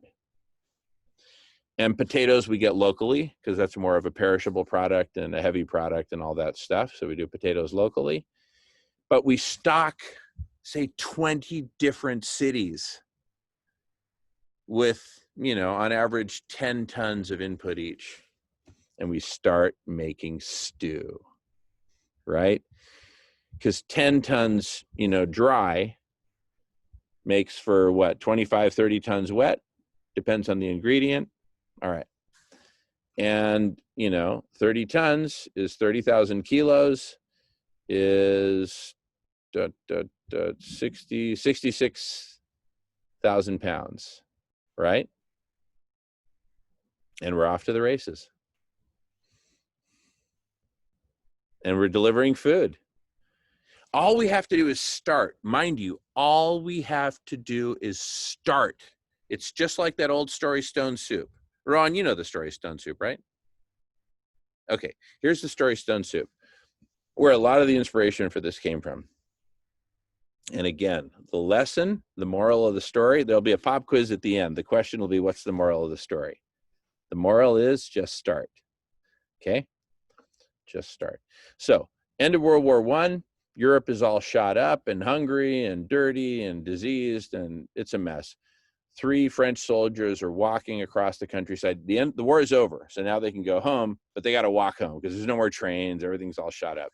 So they're drudging their way across the countryside. They're tired. They're hungry. They haven't bathed. And they get to a village in the afternoon, and they're like, hey, can we crash for the night? And they say, sure, you can crash for the night, but we don't have any food. We don't have any food. We don't have any food. Because, soldiers had regularly pillaged villages during the war, right? So the soldiers say, well, so you say there's no food at all here in the village? Yeah, no food, no. Okay. All right, well, we'd better make stone soup for everyone. What? Yeah, stone soup. Does anyone have a big pot? Well, they think, well, what are they going to do? Run off with a giant cast iron pot? So, they wheel out this big old pot, wash it up, fill it with water, start a fire, get some firewood, start a fire burning under the pot in the middle of the square of the village, right? Where everyone can come. That's their campfire. All right. So they get the wood burning, and it's going to take a while to heat up. So one of the soldiers goes down to the stream and finds a nice big stone, washes it nice and clean, beautiful big stone, takes it, puts it in the pot of soup. At this point, a bunch of villagers have gathered around, and they're, what the heck is going on, right? I can see like boiling some like really hard wheat or something like that and getting it to open up, but what's the stone soup, right? What's it going to do? Disintegrate? And they said, this is going to be soup for everyone. Soup for everyone. And now it turns out one of the villagers has been hoarding a bunch of carrots, but if he doesn't eat them all, they're going to go bad. And Rowan told us earlier that you just can't eat 10 pounds of carrots, right? So he's like, well, shoot, they're either going to rot here in my attic and he says, hey, I've got some extra carrots. Can I throw them? Yeah, sure. Chop it up, throw it in. Meanwhile, another farmer's got some onions hoarded over here. Similar story. Eat them or lose them, right? So he says, hey, can I contribute some onions? He says, yeah, sure. Chop. And little by little, a bunch of food comes out. And the next thing you know, you've got this beautiful, delicious community stew. And everybody eats.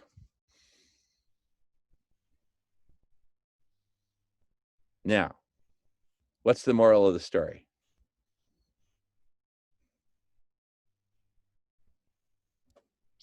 Just start. And that's what we're going to do. Okay? So we're going to round up the money that we need to buy, I don't know, a dozen truckloads, right? Truckload of lentils, couple truckloads of rice, maybe 3 or 4 truckloads of potatoes. We'll figure out the mix. We'll figure out the recipe, right? And we'll test it out, get the seasonings, get it all dialed in, right? Place the orders, get the trucks rolling, delivery. In the meantime, of course, we got to work out connections with a bunch of churches, industrial kitchens, maybe a restaurant that closed down that wants to open back up, and this is their chance, right? It's stone soup at multiple levels. We'll also talk with cities, with mayors, right? Mayors and city council folks. Hey, we're going to do this all up and down the coast, right? And it's not too big of a stretch to go from West Coast to nationwide. And then another stretch from nationwide to worldwide. Remember, just start. People fall in love with it, and it makes them generous, and they start contributing to the soup. And the next thing you know, it's overflowing. Food on tap.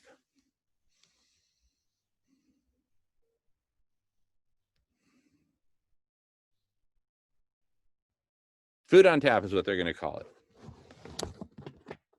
Oh, shoot.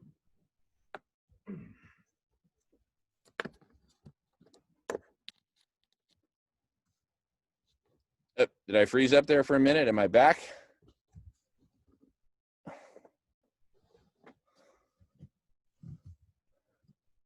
All right. Am I back? Am I back? Internet connection is unstable. Am I okay, you guys? Can you hear me okay? Okay, good. Thanks. Sorry about that. My internet cable, we don't like to use Wi-Fi so much because of the radiation and all that. And I'm outside here. I was trying to angle to get a little more light on my face, but I think I would have to turn on the light. But that's okay.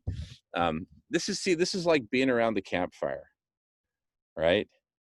It's getting later and later, darker and darker. It's kind of that magical time. But this is how we humans have done it since way before history.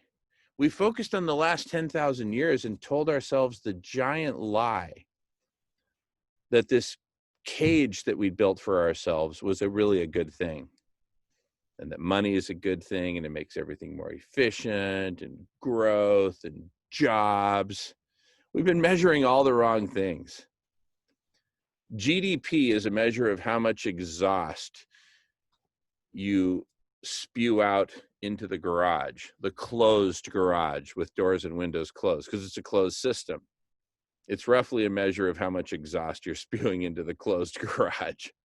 It's a measure of how fast we're killing ourselves, right? More GDP, more death.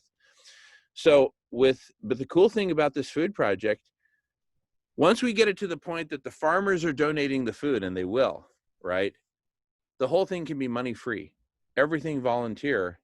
It would register $0.00 on the GDP because it's outside the monetary system. They're trying to monetize everything, because only by monetizing everything, only then can you tax it. Can you control it? You control it from a banking and financial standpoint, the Federal Reserve. You hit it from the taxation standpoint, property tax, sales tax, income tax, corporate tax. It's just taxes up the kazoo. All they're doing is and it's just become a cancer, right? Darth Vader wasn't born evil. Or whatever. He sort of kind of learned, and I didn't even see I only watched episodes 4, 5, and 6. I refused to watch the others, only the classics. But anyway, Darth Vader was a victim of it too. So at this point, we're all victims of it. So we all got to band together and break out of this prison we've created for ourselves of capitalism, of hoarding, of upper class, lower class, net worth. What does that mean? That people who don't have cash are worth less? That's the implication. Let me turn on the light. I'll be right back.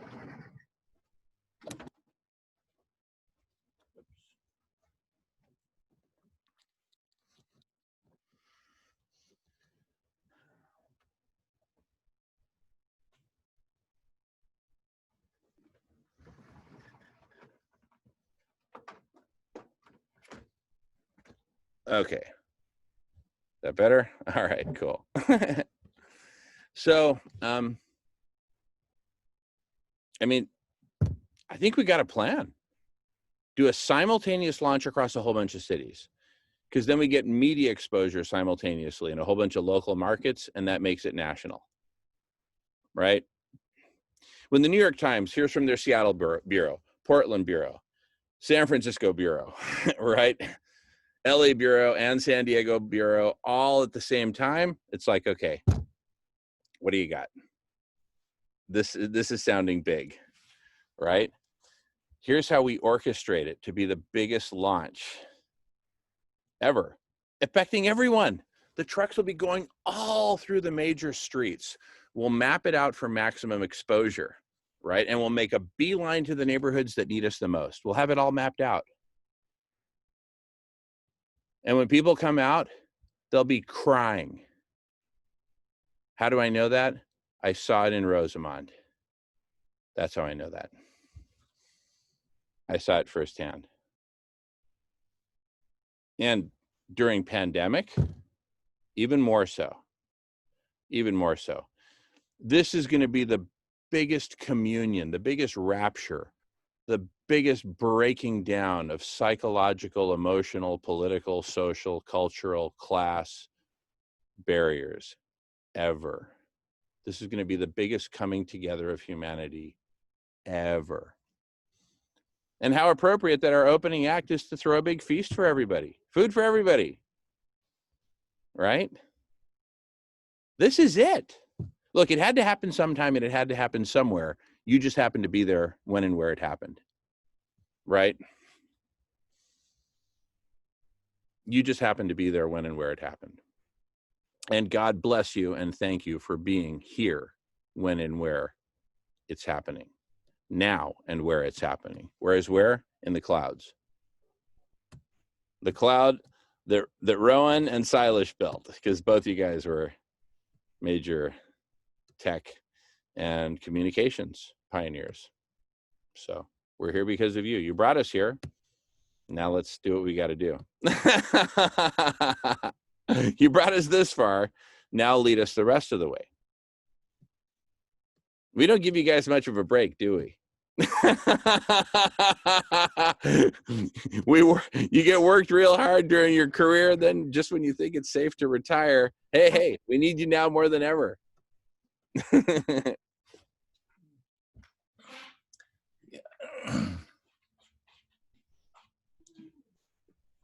For a worthy cause, it's worth it. It's worth it. Oh my goodness. Here, sweetheart. Someone once said that when you're doing what you love, it's not work. Yeah. Yep. Amen to that, says my Queen Melissa. That's it. It's a privilege. It's an honor.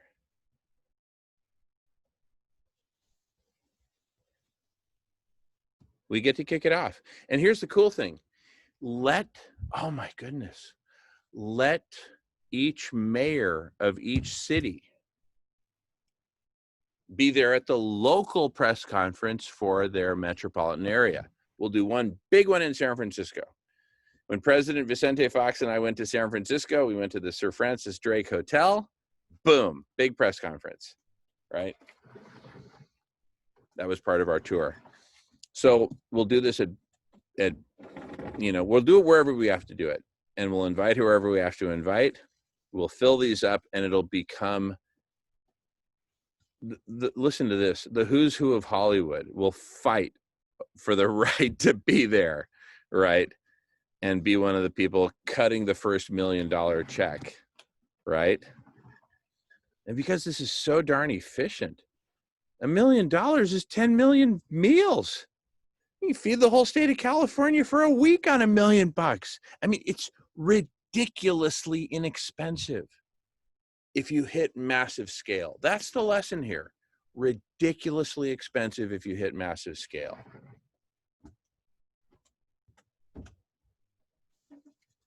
Inexpensive. Did I say expensive? Ridiculously inexpensive. Steve Jobs said insanely great. Google said do no evil. We say feed everyone. It's ridiculously inexpensive and we have no excuse not to. And especially in this era of pandemics, in the age of pandemics, who knows what's coming next? Swine flu revisited, reloaded, what's next? We need to develop the playbook, the infrastructure, all the mechanisms and the culture of bringing food right to everyone's homes. If the people in the trucks have to wear hazmats, let them wear hazmats, whatever it takes, right? Whatever it takes, we're going to do it right. It's as simple as that. And this thing is just going to explode.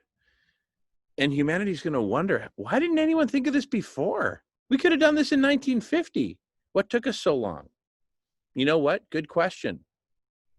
Darn good question. Let historians ponder that for the next half century. See what they cook up. We're going to be too busy cooking up food.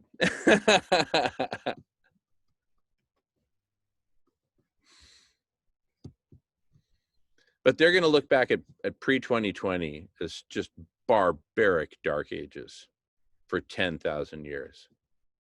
Barbaric dark ages.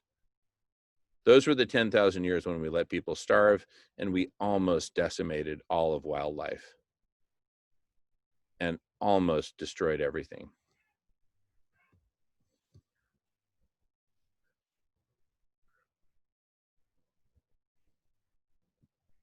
And then some folks step forward, like Rowan. Folks whose faces are now chiseled into the side of mountains, right? And we said enough is enough. We're doing this. It's time. And it's simple. Yes, Marco. Yeah, I have a question. I don't know if it's answerable here. The other day, and I will find that date, because to me the other day is any day but today, or a day that has a name like Christmas or Monday or Tuesday. It was the 24th.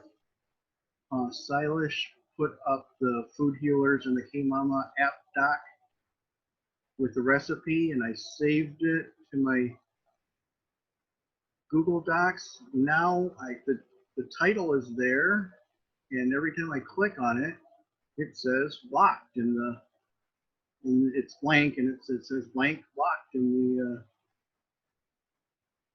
whatever the browser. Any clues?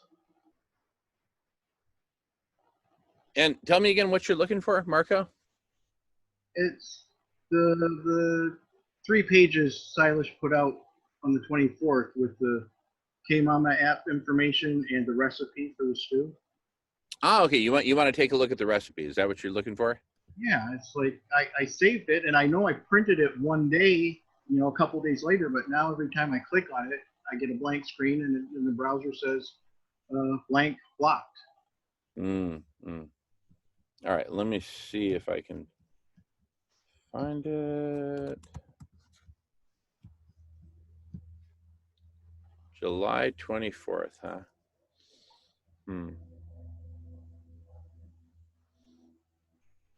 No, I'm not seeing it. But if you find it, let us know, and we can. But do you recall what was in the recipe? Vaguely, yeah.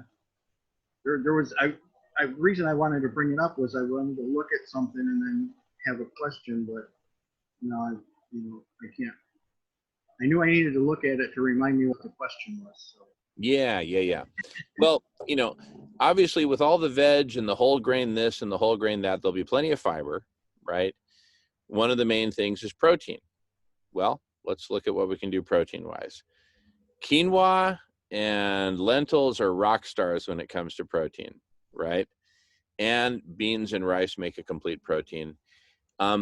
My basic thinking is that we get as much variety into the stew as possible so that you get this kind of full spectrum nutrition, right? Every different legume, every different vegetable, every different type of potato has kind of its own unique mix of good stuff, right? We need to find the right mix that mixes well together per Mr. Rowan and his wisdom that he's accumulated. You don't want to mix this with that or this with that, but these pair together quite nicely, right? That was one of my points. Yeah. So, we're going to look at it holistically, and guess what? We don't have to have just one recipe of stew, right?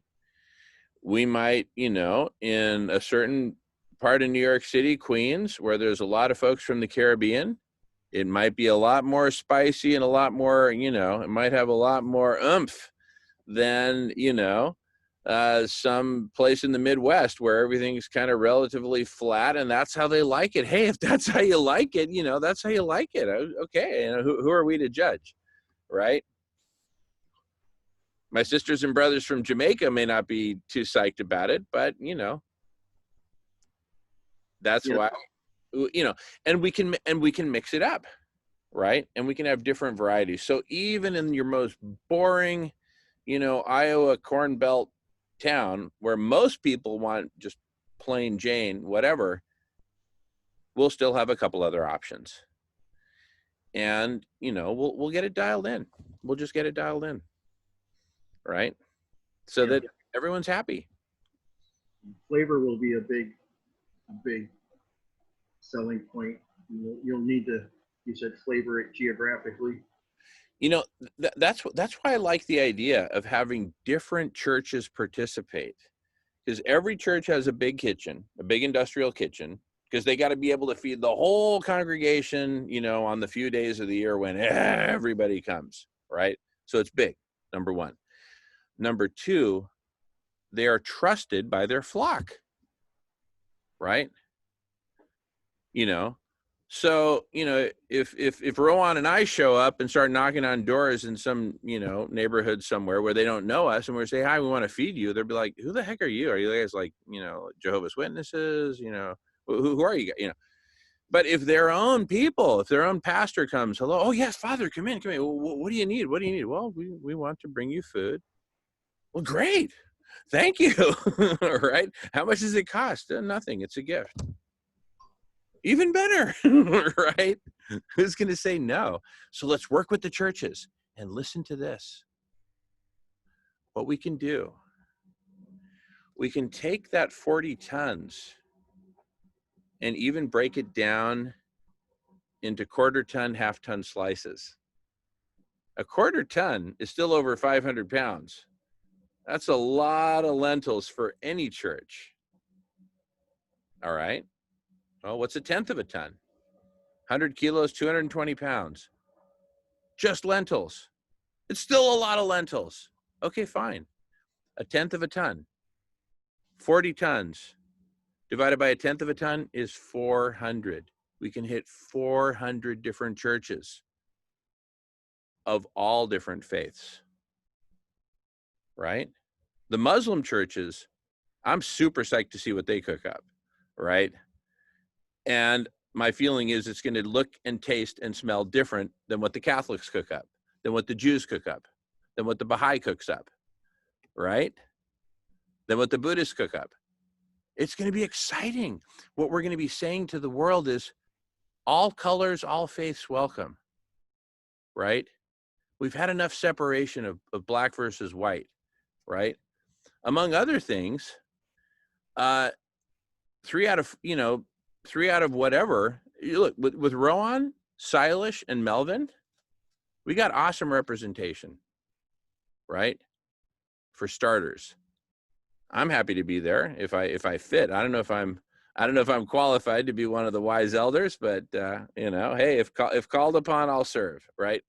So, and we've got great female leaders. We got a whole medical team led by Dr. Priya Naik, who are focused on the health benefits of the food, why it has to be plant-based, immune boosting, and most of that medical team of females, most of them are women of color. And so we're going to have this amazingly diverse team of experts and leaders, right? Kicking it off at the big kahuna of press conferences, which we may as well do in Westwood, West LA, media capital of the world, right? It'll certainly bring out all the Hollywood billionaires, 100 millionaires, and their checkbooks. That's guaranteed. Oh my goodness. And we're going to be delivering the goods, partnering with the churches. You can't go wrong. Hey, Church XYZ. Yeah. We're going to bring you the food. Yeah. All the food. No, you don't pay anything. And we'll also take care of the deliveries. And we have to master this food truck thing, right? To be able to dispense it. And, you know, that's going to take some work and we'll figure it out. So, you know, we'll just basically create our own third-party logistics company to take care of that, right? Nonprofit, et cetera. right? And so the churches, look, all you got to do is make the food. And when we go delivering the food, you know, you ride shotgun. Father, you ride shotgun, and you're the one knocking on the doors, right? Because they don't know me and they don't know Rowan, right? So Father Ramirez, please ride shotgun, knock on the doors, tell them we got food, and to please take it and please eat it because you've eaten it and you love it and it's delicious. That's what I'm talking about. That's what I'm talking about. You cook the food and you ride shotgun. That's it. That's all we ask. Food and shotguns. Right? I sound like some Russian revolutionary. Food and shotguns for all. You cook the food, you ride shotgun. That's it. And guess what? Every church has their own media person. Every church has their own social media person. When we channel it through them, right? Rowan, you worked for Motorola. You know all about like distribution channels. That's half the battle is the distribution, right? I think we just solved half the battle. And guess what? When we tell the churches we're going to be doing this, and their parishioners hear about it, they're going to donate. To us? No, to the church. And that's where we want the money to go. And then we say, great, we'll deliver the same amount in 2 weeks. This time pay us. Now you'll have the money, right? The first dose is free. Then we charge you. I'm being funny. The point is, wherever the money is needed, that's where the money will flow. Wherever the food's needed, that's where the food will flow. It's as simple as that. Right? Oh, we need 10 more truckloads of lentils. Yep, wire them the money. Go for it. Next. Where is it needed? Deliver it there. Next. Wherever there's a shortage, we deliver. It's as simple as that. And everyone will see this for what it is. A massive, intelligent, integrated network that's bringing together all people, all religions, all colors, all faiths, all countries, all ages, all socioeconomic classes, which is something that we're going to make obsolete. There will be no more classes. There are just people who eat and live well and sleep well and are taken care of. And they can either watch movies at night or play backgammon or paint or just hang out and talk and drink tea, whatever you want, right? They'll just be people. They won't be rich, they won't be poor, they'll be people. Even the rich will disappear. Bill, what the hell are you doing hoarding all that money when we need it for SRM, right? Give it up, right? Or do you want us to put on your gravestone, here lies the biggest asshole in the world? He wouldn't give it up when we needed him. Come on. Everyone's going to donate. Everyone's going to get it. It'll take time. Some people will get it immediately. Some people will get it over time. And some people will never get it. And that's okay. We need for everyone to be fed, not for everyone to get it. We need for everyone to be cool, not for everyone to get it.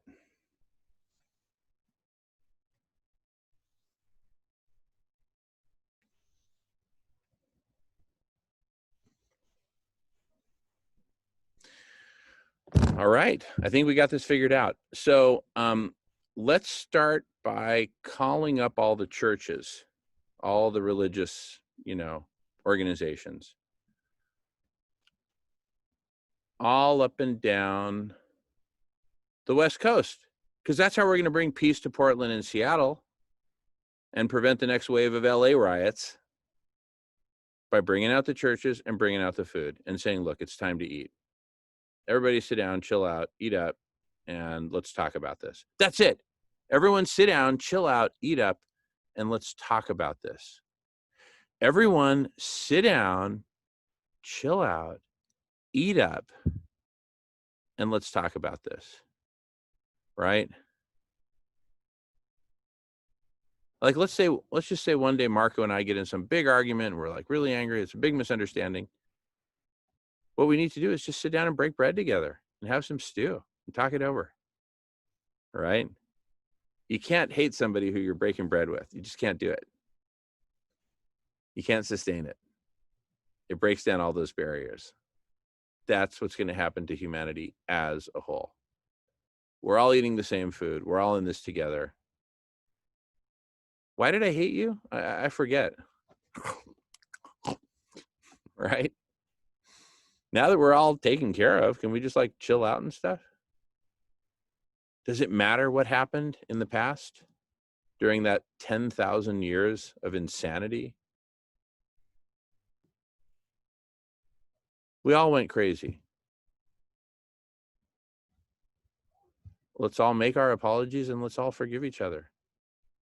And let's move forward.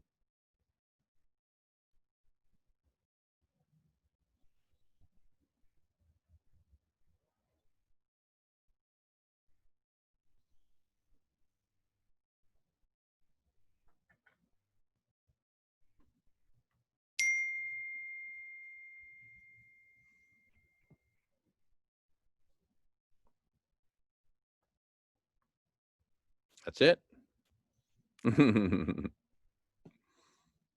Wow, I think we got this. Okay, so let's put together a plan where we contact all the religious institutions.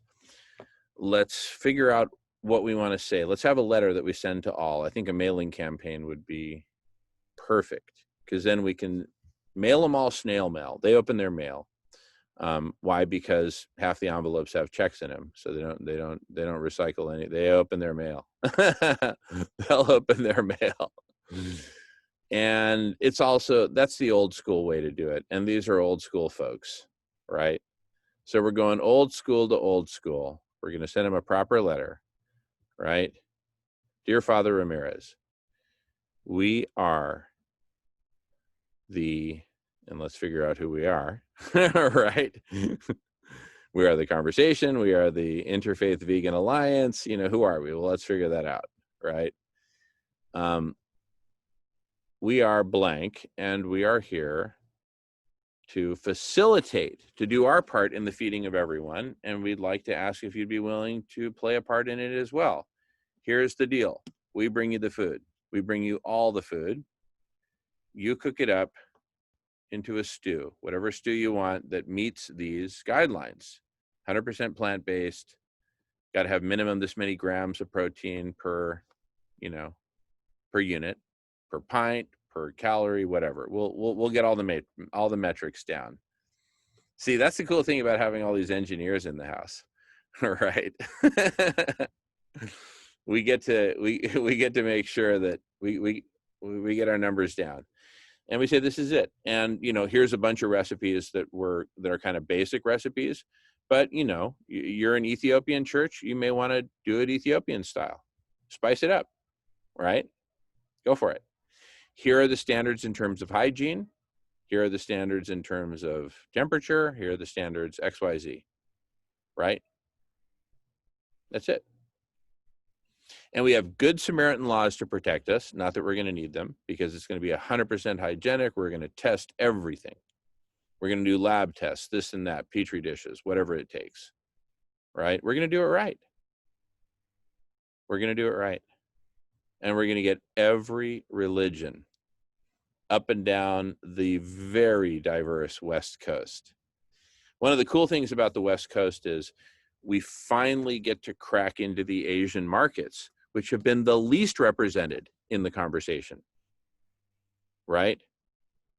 The West Coast is where it's the gateway to Asia. Seattle, San Francisco, Los Angeles, they're all gateways to Asia. Even San Diego is the gateway to the Pacific Rim, gateway to Latin America and Asia, right? Seattle, Bellingham, gateway to Canada, right? So West Coast is actually pretty cool. It's like the most diverse, it's got this really great combination of diversity and beauty, right? New York's got a bunch of diversity, but I don't know. Let's do the whole West Coast, because this is a crazy left coast thing anyway, right? In New York, the mafia would probably try to shake us down for all the money, and it would just be a big mess. So let's leave the mafia alone. They'll leave us alone. Yeah, we'll just do the West Coast. Boom. The entire West Coast of the United States has now been declared a hunger-free zone. Ooh, ooh, ooh, right? And we just annex Arizona and make it part of the West Coast, right?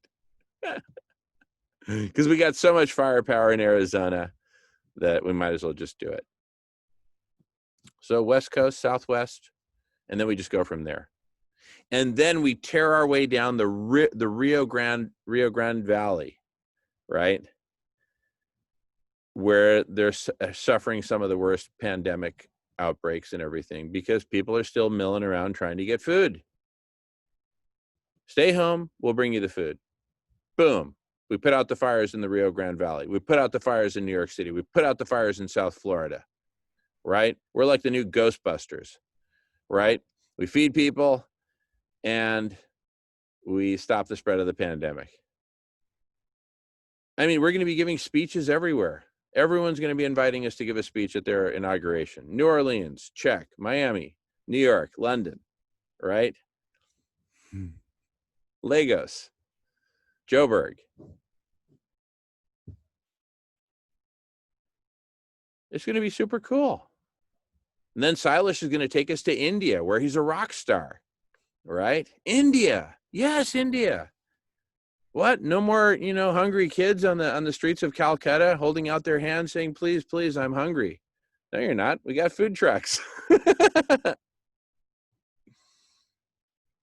It's time, and it's just going to explode.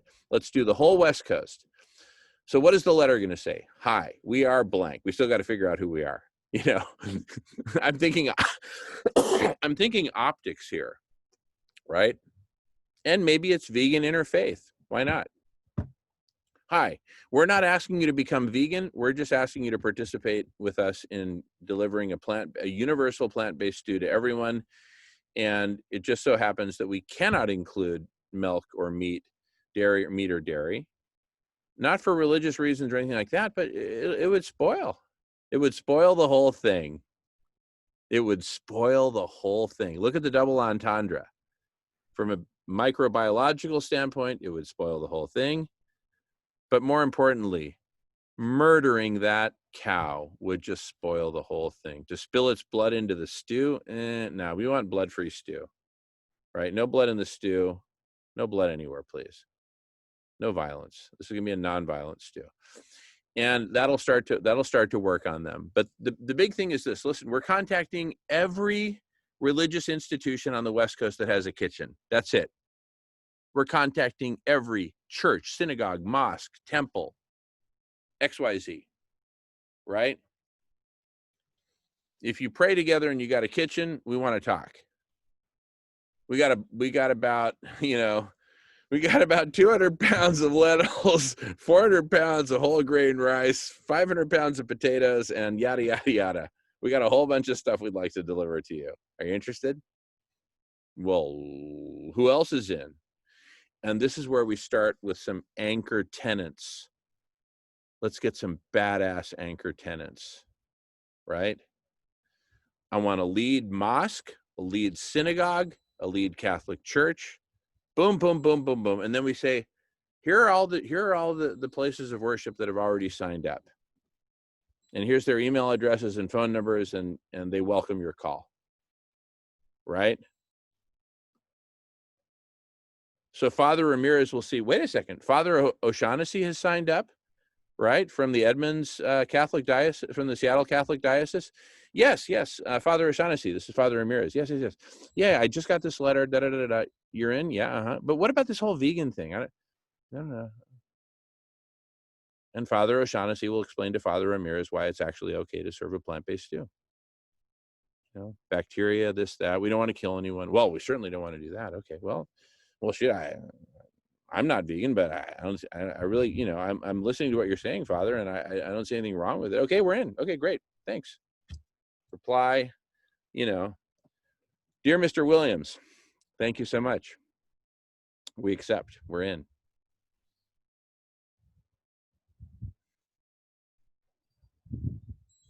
We got this. We got this, and it's about time. It's time to stop the bleeding.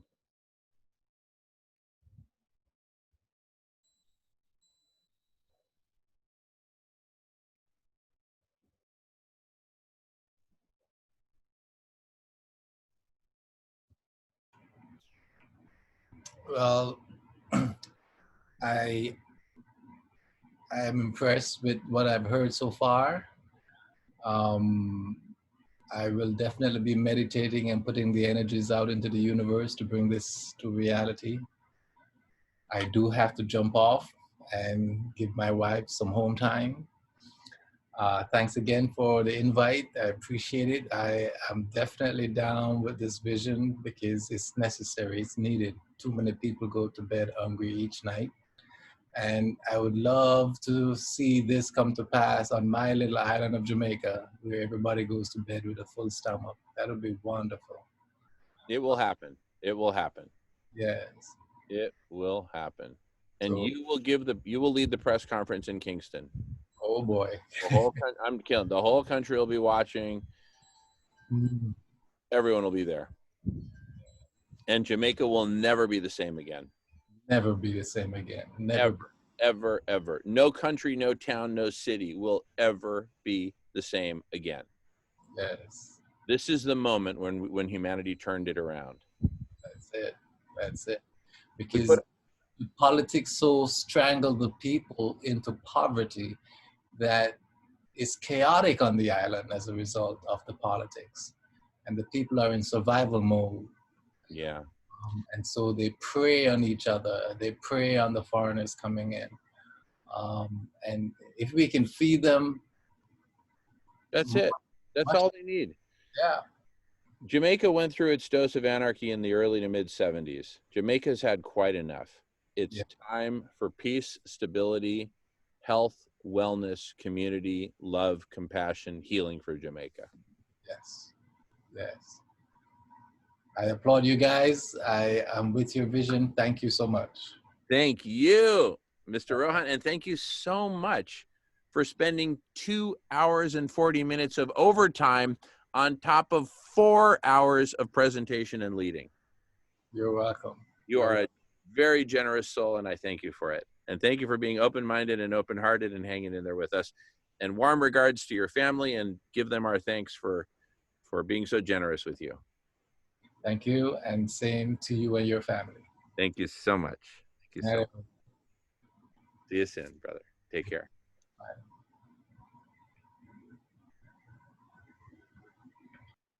Wow, what a guy. What a guy. Oh my goodness. Yeah, you know, the big problem about the politics around hunger is politicians aren't hungry. They don't get it. No, but when they see politicians, they're the last ones to get on board. But when they get on board, you'd think they were the ones pushing it, because they show up when the cameras show up, and they take the credit, right? Now, what's interesting about this thing is, from its very inception, it's going to be one organization. I don't care which, whether it's Vegan World 2026, Radish.org, Interfaith Vegan Coalition, or, or something else. I don't know. We'll figure it out. But we'll figure out the right organization to take the lead on this.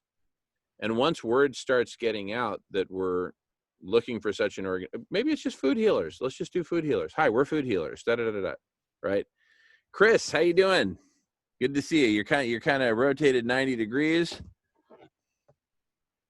Now that's better. That's better. And your microphone is muted. Your microphone is muted. What an entrance. All right. No, hey, yeah, no, we'll never forget Chris Casillas. That's me. Good pronunciation, man. Thanks for having me. This is great. Pues, Food healers. Sounds good. Se habla español, hermano. Sí, poquito. Yo sí. Es que mi abuela fue española. Y sí. Aprendí en casa y también viví en México unos 5 años. Qué bueno. ¿Cuántos años tu abuelita? Bueno, ella falleció hace muchos años, pero ella nació en Filipinas cuando todavía era colonia española. Entonces, ella desde chiquita, puro español. Se casó con mi abuelo, gringo, palo dado, ni Dios no los quita. Y vámonos para Estados Unidos. ¡Qué bueno! Y aquí estamos. Aquí estamos. All right, maybe we go back to English so we don't we don't wear out the gringos. Es que de repente se mete un gringo aquí. Así de- Todo está bueno, todo está bueno. Mark, how you doing?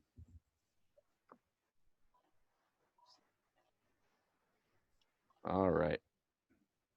And Charlie, let's see. Did Charlie have to take off? I guess Charlie had to take off. Okay. Yeah, I'm blown away because I was just going through my tabs and I was like cleaning out my tabs and I sort of hit this one and I said, oh, I got to try it. You know, the after hours are those people still hanging out? Let me see. This is from the harmonic convergence. Yeah, they're still at it. World Beyond Money alternative reality game. I'm going to jump on my computer, so I'll be back. Cheers. Sure. No problem, Chris. Thanks, man. You see, Mark, we never sleep. Oh my gosh. He doesn't sleep 7 days a Yeah, week. that's what she says. I don't sleep 24 either. hours a day he's on. Well, now Oh, my I know. goodness. Well, Mark, welcome home. You found the last Zoom room you will ever need. That's this. Oh, yeah. Yep. Because we're almost 24/7 here. Literally almost 24/7. That fits him perfect. Yeah, well, now I know. Now I know. This is amazing. This is a real pleasant discovery. It's a treasure. Thank you. Thank you. You guys are so committed, you know, to the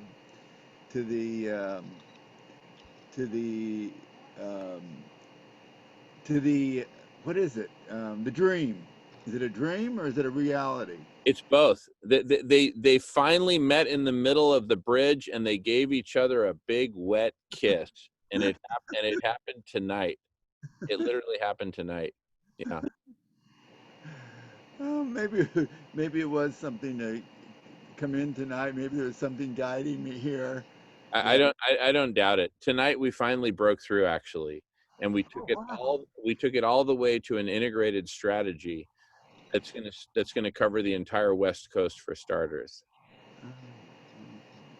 Wonderful. All right. So we'll have. How are you going to get that info to us? I'm going to tell you right now. Oh, all right. No time like the present, right? Right. Yeah. Okay. So here's what we're going to do. And we are recording and we're live streaming on Twitch, by the way, just full disclosure. And by the way, if anyone ever wants to take a pause on recording or a live streaming or both, just say double pause and we pause both. And then it's just us and the NSA, right? What could be safer? Okay. I mean, they're looking out for us, right? That's why they're looking over our shoulder. Yeah, they just want us to be safe and, all that. Okay. So, we're going to buy, for starters, on the order of a dozen or so full truckloads of raw materials for food. A 40-ton truckload of lentils, a couple 40-ton truckloads of whole grain brown rice, a few truckloads of potatoes, tomatoes, onions, carrots, the basic ingredients for a basic, though protein-rich and nutrition-rich stew. That's right. There will be stew for you. So a dozen truckloads of raw materials, which will probably equate to maybe 20 or 30 truckloads of finished product. You know how like a pound of lentils expands into several pounds of cooked lentils. Same with rice, etc. So, call it 30 tons of cooked food stew. That's 30,000 kilos of stew, which is 66,000 pounds of stew, if I'm doing the math right. Wait, let me just make sure I'm getting this right. 30 truckloads is 30 times 40 tons. No, that's 1,200 tons. Sorry. So 30 truckloads of finished stew is 1,200 tons, which is 1.2 million kilos, which is 2.5 million pounds of food. So we're going to be able to feed 2.5 million people, right? It'll be, one serving each. We're going to feed 2.5 million people, and that's approximately all of the people who are food insecure in the states of Washington, Oregon, and the northern part of California. So let's up it to, instead of a dozen truckloads of food, let's make it 30 truckloads of food, and then we get the whole West Coast, right? We're going to reach everyone who's food insecure. But regardless of whether it's 10 truckloads or 30 truckloads for starters, here's how it's going to break down. Let's dial it back to 12 truckloads of food for starters to feed, 1 million people. All right. Let's take that truckload of lentils. 40 tons of lentils is 40,000 kilos of lentils. We're gonna distribute that to approximately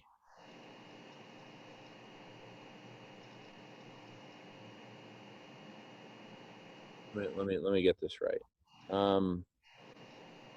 40,000 kilos of lentils. Let's say we drop off 400 lentils per place of worship. Church, mosque, synagogue, temple, of whatever faith, right? Let's say we drop off 400 kilos, which is close to 1,000 pounds of lentils per church. So that way 40,000 would go into 100 different lots of 400 kilos each, okay? So basically, we'll find 100 churches and we'll drop off food in that same proportion, right? Basically 1% of the load in each church times 100, I don't mean churches, places of worship. I'll call them POWs, right? All right. I need 100 POWs. I'm negotiating with 100 POWs. So 100 places of worship. And we're basically going to drop off enough food for them to feed 10,000 people, right? 10,000 meals. And we'll say, here's the deal. Here's all the raw materials you need, down to the spices, down to the pepper, down to everything, right? Down to every last onion. Here's all the raw materials. Cook up the stew according to these specifications, right? But, a church that's like catering to, say, the Caribbean community is probably going to come up with a plant-based stew that's a lot spicier than the one that's for the, the Calvinist, boring, whatever, right? And, and in East LA, the stew made by the Catholic Church is going to be a lot more Mexican than, the stew in Seattle, and so on and so on and so on, right? So it's kind of like every different religion, every different faith gets to break out their special, secret recipe and feed their people. We bring you the food, you cook it up, and we'll take care of the delivery, because the delivery is its own kind of secret sauce. We're essentially going to create our own third-party logistics company from scratch, specialty made for this purpose. We pick up the stew fully cooked but cold, refrigerated. We need it fully cooked and cold. We'll pick it up. We'll make the deliveries. But you, Father Ramirez, you ride shotgun with us, so that you're the one knocking on the doors saying Christmas came early. We got stew for you. Eat up. Right? And don't tell me no. right? Wow. Yeah, that's what I'm talking about.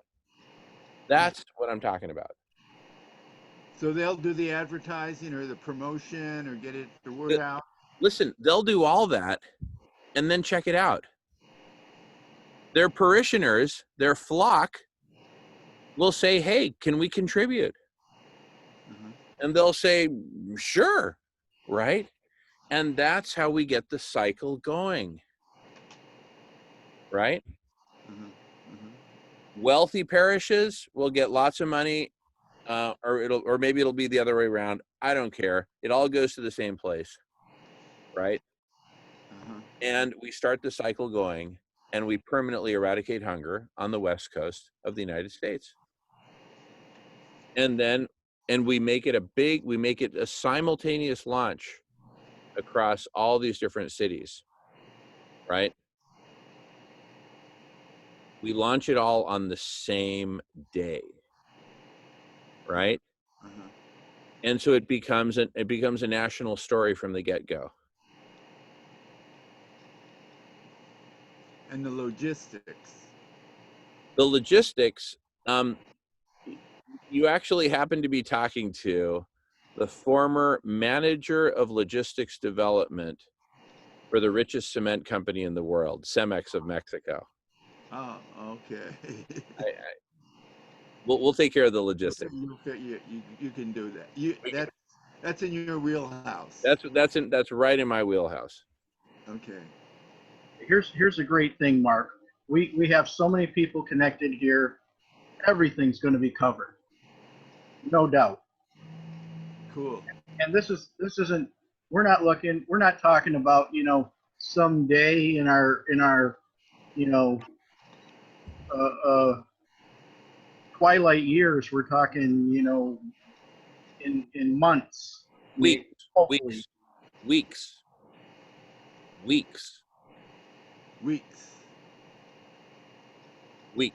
There's a lot of hungry people out there for sure. Yeah. I'm kind of concerned about the trucks, though. You're really thinking weeks? You have delivery trucks? Here's what I'm thinking. Since we're now going to be doing this out of 100 different, POWs, right? Realistically, what we might end up doing is, instead of doing these fancy trucks with food on tap, because that's the vision. The vision is that in order to feed everyone, so imagine like this bulk truck with like 10 tons of stew rolls up into a major intersection in New York where you've got the projects right there, right? People are going to be coming out with big pots, big, buckets, whatever. We want the vision of the future is that 10-ton bulk truck, think like a big milk truck, right? That's like stainless steel, totally clean. We've all seen milk trucks driving down the highway. Okay.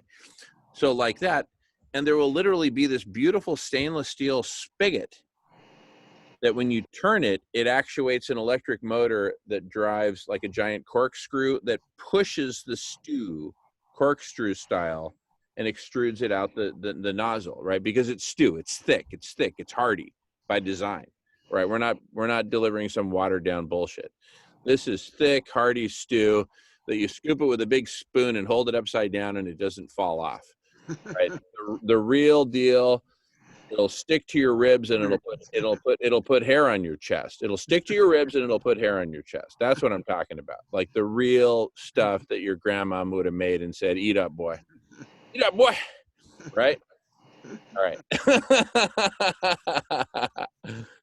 So, we're going to need a little bit of pressure, not a lot. But the point is that the twist of the valve actuates the motor, and out comes stew.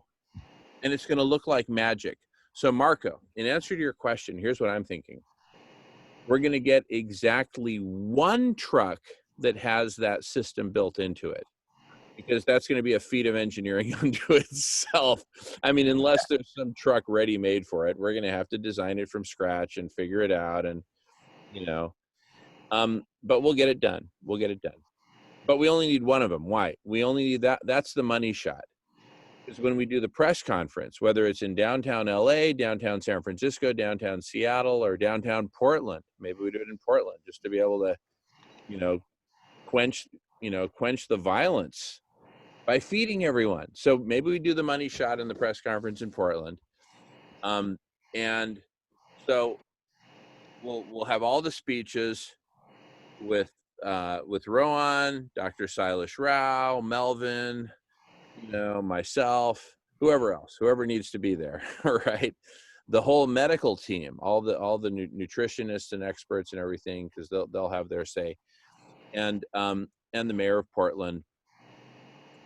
And we'll feed everyone at the press conference. We'll feed them all the same stew, the same bread, and the same smoothie that everyone else is going to get, right? The stew is kind of the heart of it, but we'll also have hot bread, cold stew, and cold smoothies, right? It reminds me of this dive bar up in North Seattle, and it had a sign out there that said, cold food, warm beer, and bad service. Beware of pickpockets and loose women, right? For us, it's going to be cold stew, hot bread, and cold smoothies, right? And beware of nothing, because there's nothing left to fear once we've eradicated hunger and made all basic human needs basic human rights. All right. And what's that, Chris? Bring your own container. Like, will folks need to have a thing to get the? Yeah. It's bring your own container, right? And if there's a family that doesn't have a container, borrow one from your next door neighbor, right? That's the basic. Everyone's got containers, right? People aren't dying for lack of containers; they're dying for lack of food. Yeah. And how about for the like the faith leaders? Have you had some conversations with them to see if they're up for doing the cooking of the lentils and everything else? Oh, they're going to be up for it, all right. Silas there in Arizona has been leading the charge on actually reaching out to POWs and, basically working out, who's in, who's not. And basically most of them would like to do something like this. But only today have we figured out this plan of massive coverage of a multi-state region, right? Like the West Coast, including Arizona. Yeah. And, look, even if only 1 in 10 places of worship responds, we only need 100. There's got to be freaking thousands, tens of thousands, right? And we only need 100, right?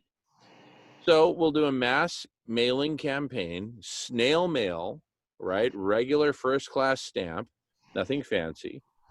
Dear Father Ramirez, would you be interested? But see, before we do the mass mailing, we're crafting the letter at this point. What does the letter have to say? So just imagine the letter. Dear Father Ramirez, we're food healers, we're doing this, and we have endorsements from the following leaders here in the West Coast. Bishop O'Shaughnessy. Yeah. Does that ring a bell, Father Ramirez? Right? Boom! And he's going to call up the diocese where Bishop O'Shaughnessy is bishop and say, hey, I understand you're, okay. Well, my only concern is, it says it has to be vegan, plant-based. And well, yes, Father. Well, of course, Father. Of course I'm in. Okay, thanks so much. And that's it. That's it. Right? So we're going to get our anchor religious leaders and we're going to say, listen, we're going to eradicate hunger. Are you interested? Right? Or am I talking to the wrong bishop? Your move. Night 4 to Bishop 3.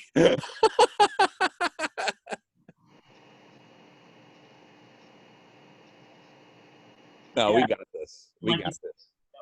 Highlighting the fact that you only need 100, there's definitely 100 places of worship and faith leaders who are going to be totally up for that. And you know what? These are going to, and the 100 they're going to be in are the 100 that would welcome Harvey Milk at their POW in 1976. the big gay rights leader, for those who don't know. Yeah, nice. You know what I'm saying? They're going to be the 100 most, not the 100 most radical, but they're going to be the ones who basically say, well, hell yeah, we're in, right? On it. Yeah. No, we've never done this before, and yes, we're in, right? Now, back to Marco's truck idea. So we'll only do one truck that has the money shot.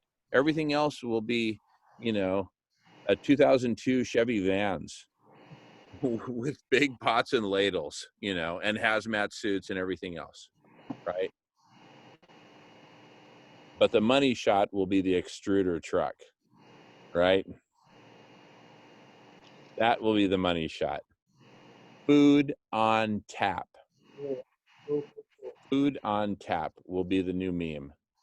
Everybody eats, and it's insanely economical, cheaper by the megaton.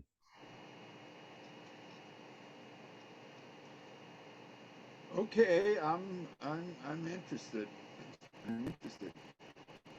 You know what? I haven't met a badass person who's not interested. Let me put it that way. I've met a couple of people who aren't so badass who aren't interested, but I haven't met a badass person who's interested. So if your ass is bad, welcome home, because this is it. This is the.